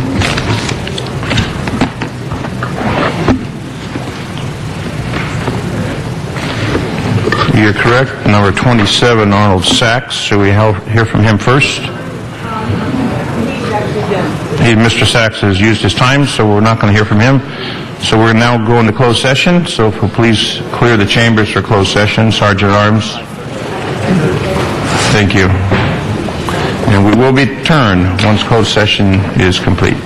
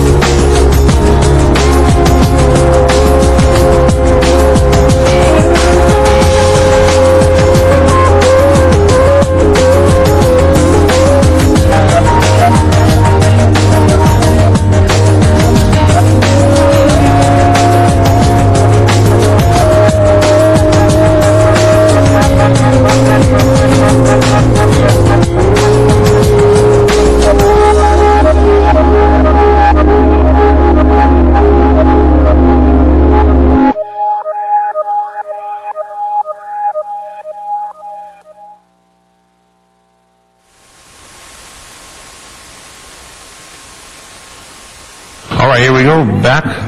Madam Clerk. First item on the agenda is item number 25, and that's settlement in the case of Sky Sandoval et al. Versus John Richard Grimm et al., and the settlement amount is $1,900,000, and the city attorney has further information to report on the disbursement. And the amount is broken down as follows. Socorro Rodriguez, $300,000, $70,000 to Desiree De Leon through her guardian ad litem, $30,000 to Paul De Leon and his guardian ad litem, and $500,000 each to Jesse Sandoval, Noah Sandoval, and Sky Sandoval and their guardians ad litem. Okay. Madam Clerk, that matter is before us. Open the roll, close the roll, tabulate the vote. 13 ayes. Thank you very much. Next item, please. Next item is item 27, and that settlement in the case of City versus SunGuard Treasury Systems, and the amount of the settlement is approval of the city to accept $130,000. Mr. City Attorney? Okay, we're going to vote on this. Open the roll, close the roll, tabulate the vote. 13 ayes. Now, Mr. City Attorney. And for the record, in closed session, the vote was 12-0 with council members Reyes, Weiss, and Cardenas absent. Mr. Reyes is here. During this vote, you weren't. Okay. I don't want to argue with the City Attorney. Next item, please. Council has motions for posting and referral, Posted and referred. and that clears the desk, Mr. President. All right, the desk is clear. Any announcements? Anyone for announcements? Announcements? No announcements. Stand for adjourning motions, please. Adjourning motions? Can I go down, Waldo? Adjourning motions, anyone? Ms. Hahn. Ms. Hahn? Yes, thank you, Mr. President. I'd like us to adjourn today in the memory of Anthony J. Chris, who just passed away on June 18th following a long battle with cancer. He was 81. I got to know Tony because he was the organizer of the annual Navy Days event every year in the city of Los Angeles. And every year he would work to get a Navy ship to visit the Port of Los Angeles, and they would stay there over the July 4th weekend, and the visitors would get to come aboard the ship. I know our council president, Eric Garcetti, joined me down there as we welcomed one of the ships a couple years ago, and he was just really the driving force behind Navy Days, and just a great guy, loved the Navy, loved this country, was a great American. And I also knew him first when we both served on boards at El Camino College. He also served on the Torrance Historical Society. He organized the annual Armed Forces Day Parade in Torrance every year. He was born in Detroit. He was orphaned at age 2, and he grew up in a series of 12 foster homes working on farms. He ran away to join the Navy, lying about his age, so he could serve in World War II, and he also served during the Korean War. He's survived by his daughter Barb, his son-in-law Chris, many friends in Torrance, and in lieu of flowers, the family's asking that we make donations to the American Cancer Society. A great American, a great patriot, and really did more than almost anybody I know to try to connect people with the Navy and the great benefits that that branch of the military offers to so many people. We will miss Tony so much. Great guy. I feel really blessed to have known him, honestly. Thank you, Ms. Hahn, and Mr. Garcetti joins in that adjourning motion. Can we do all members, because he came in here and was so passionate, and Mr. Garcetti, if you could second that for us. Very well. All members and Mr. Garcetti second. Mr. LaBonge? Yeah, members, yesterday Ed McMahon passed, and Ed McMahon, as we all know, was Johnny Carson's right-hand man. They're both together in heaven. Instead of saying, here's Johnny, like Ed used to say for Johnny, Johnny said, here's Ed, and that's what I think Regis Philbin said at yesterday's passing. We all know what a person Ed McMahon was. He also was involved in civic and charitable affairs here. He lived a good life, and he had an impressive life. I ask we adjourn in memory of Ed McMahon. And Mr. Rosendahl? Comment. I know Richard Alarcon did the adjourning motion yesterday for Herschel Rosenthal, but I was at the funeral yesterday. That's where I was. He's Rosenthal, I'm Rosendahl, and for 30 years we had a very special relationship, Herschel and I did.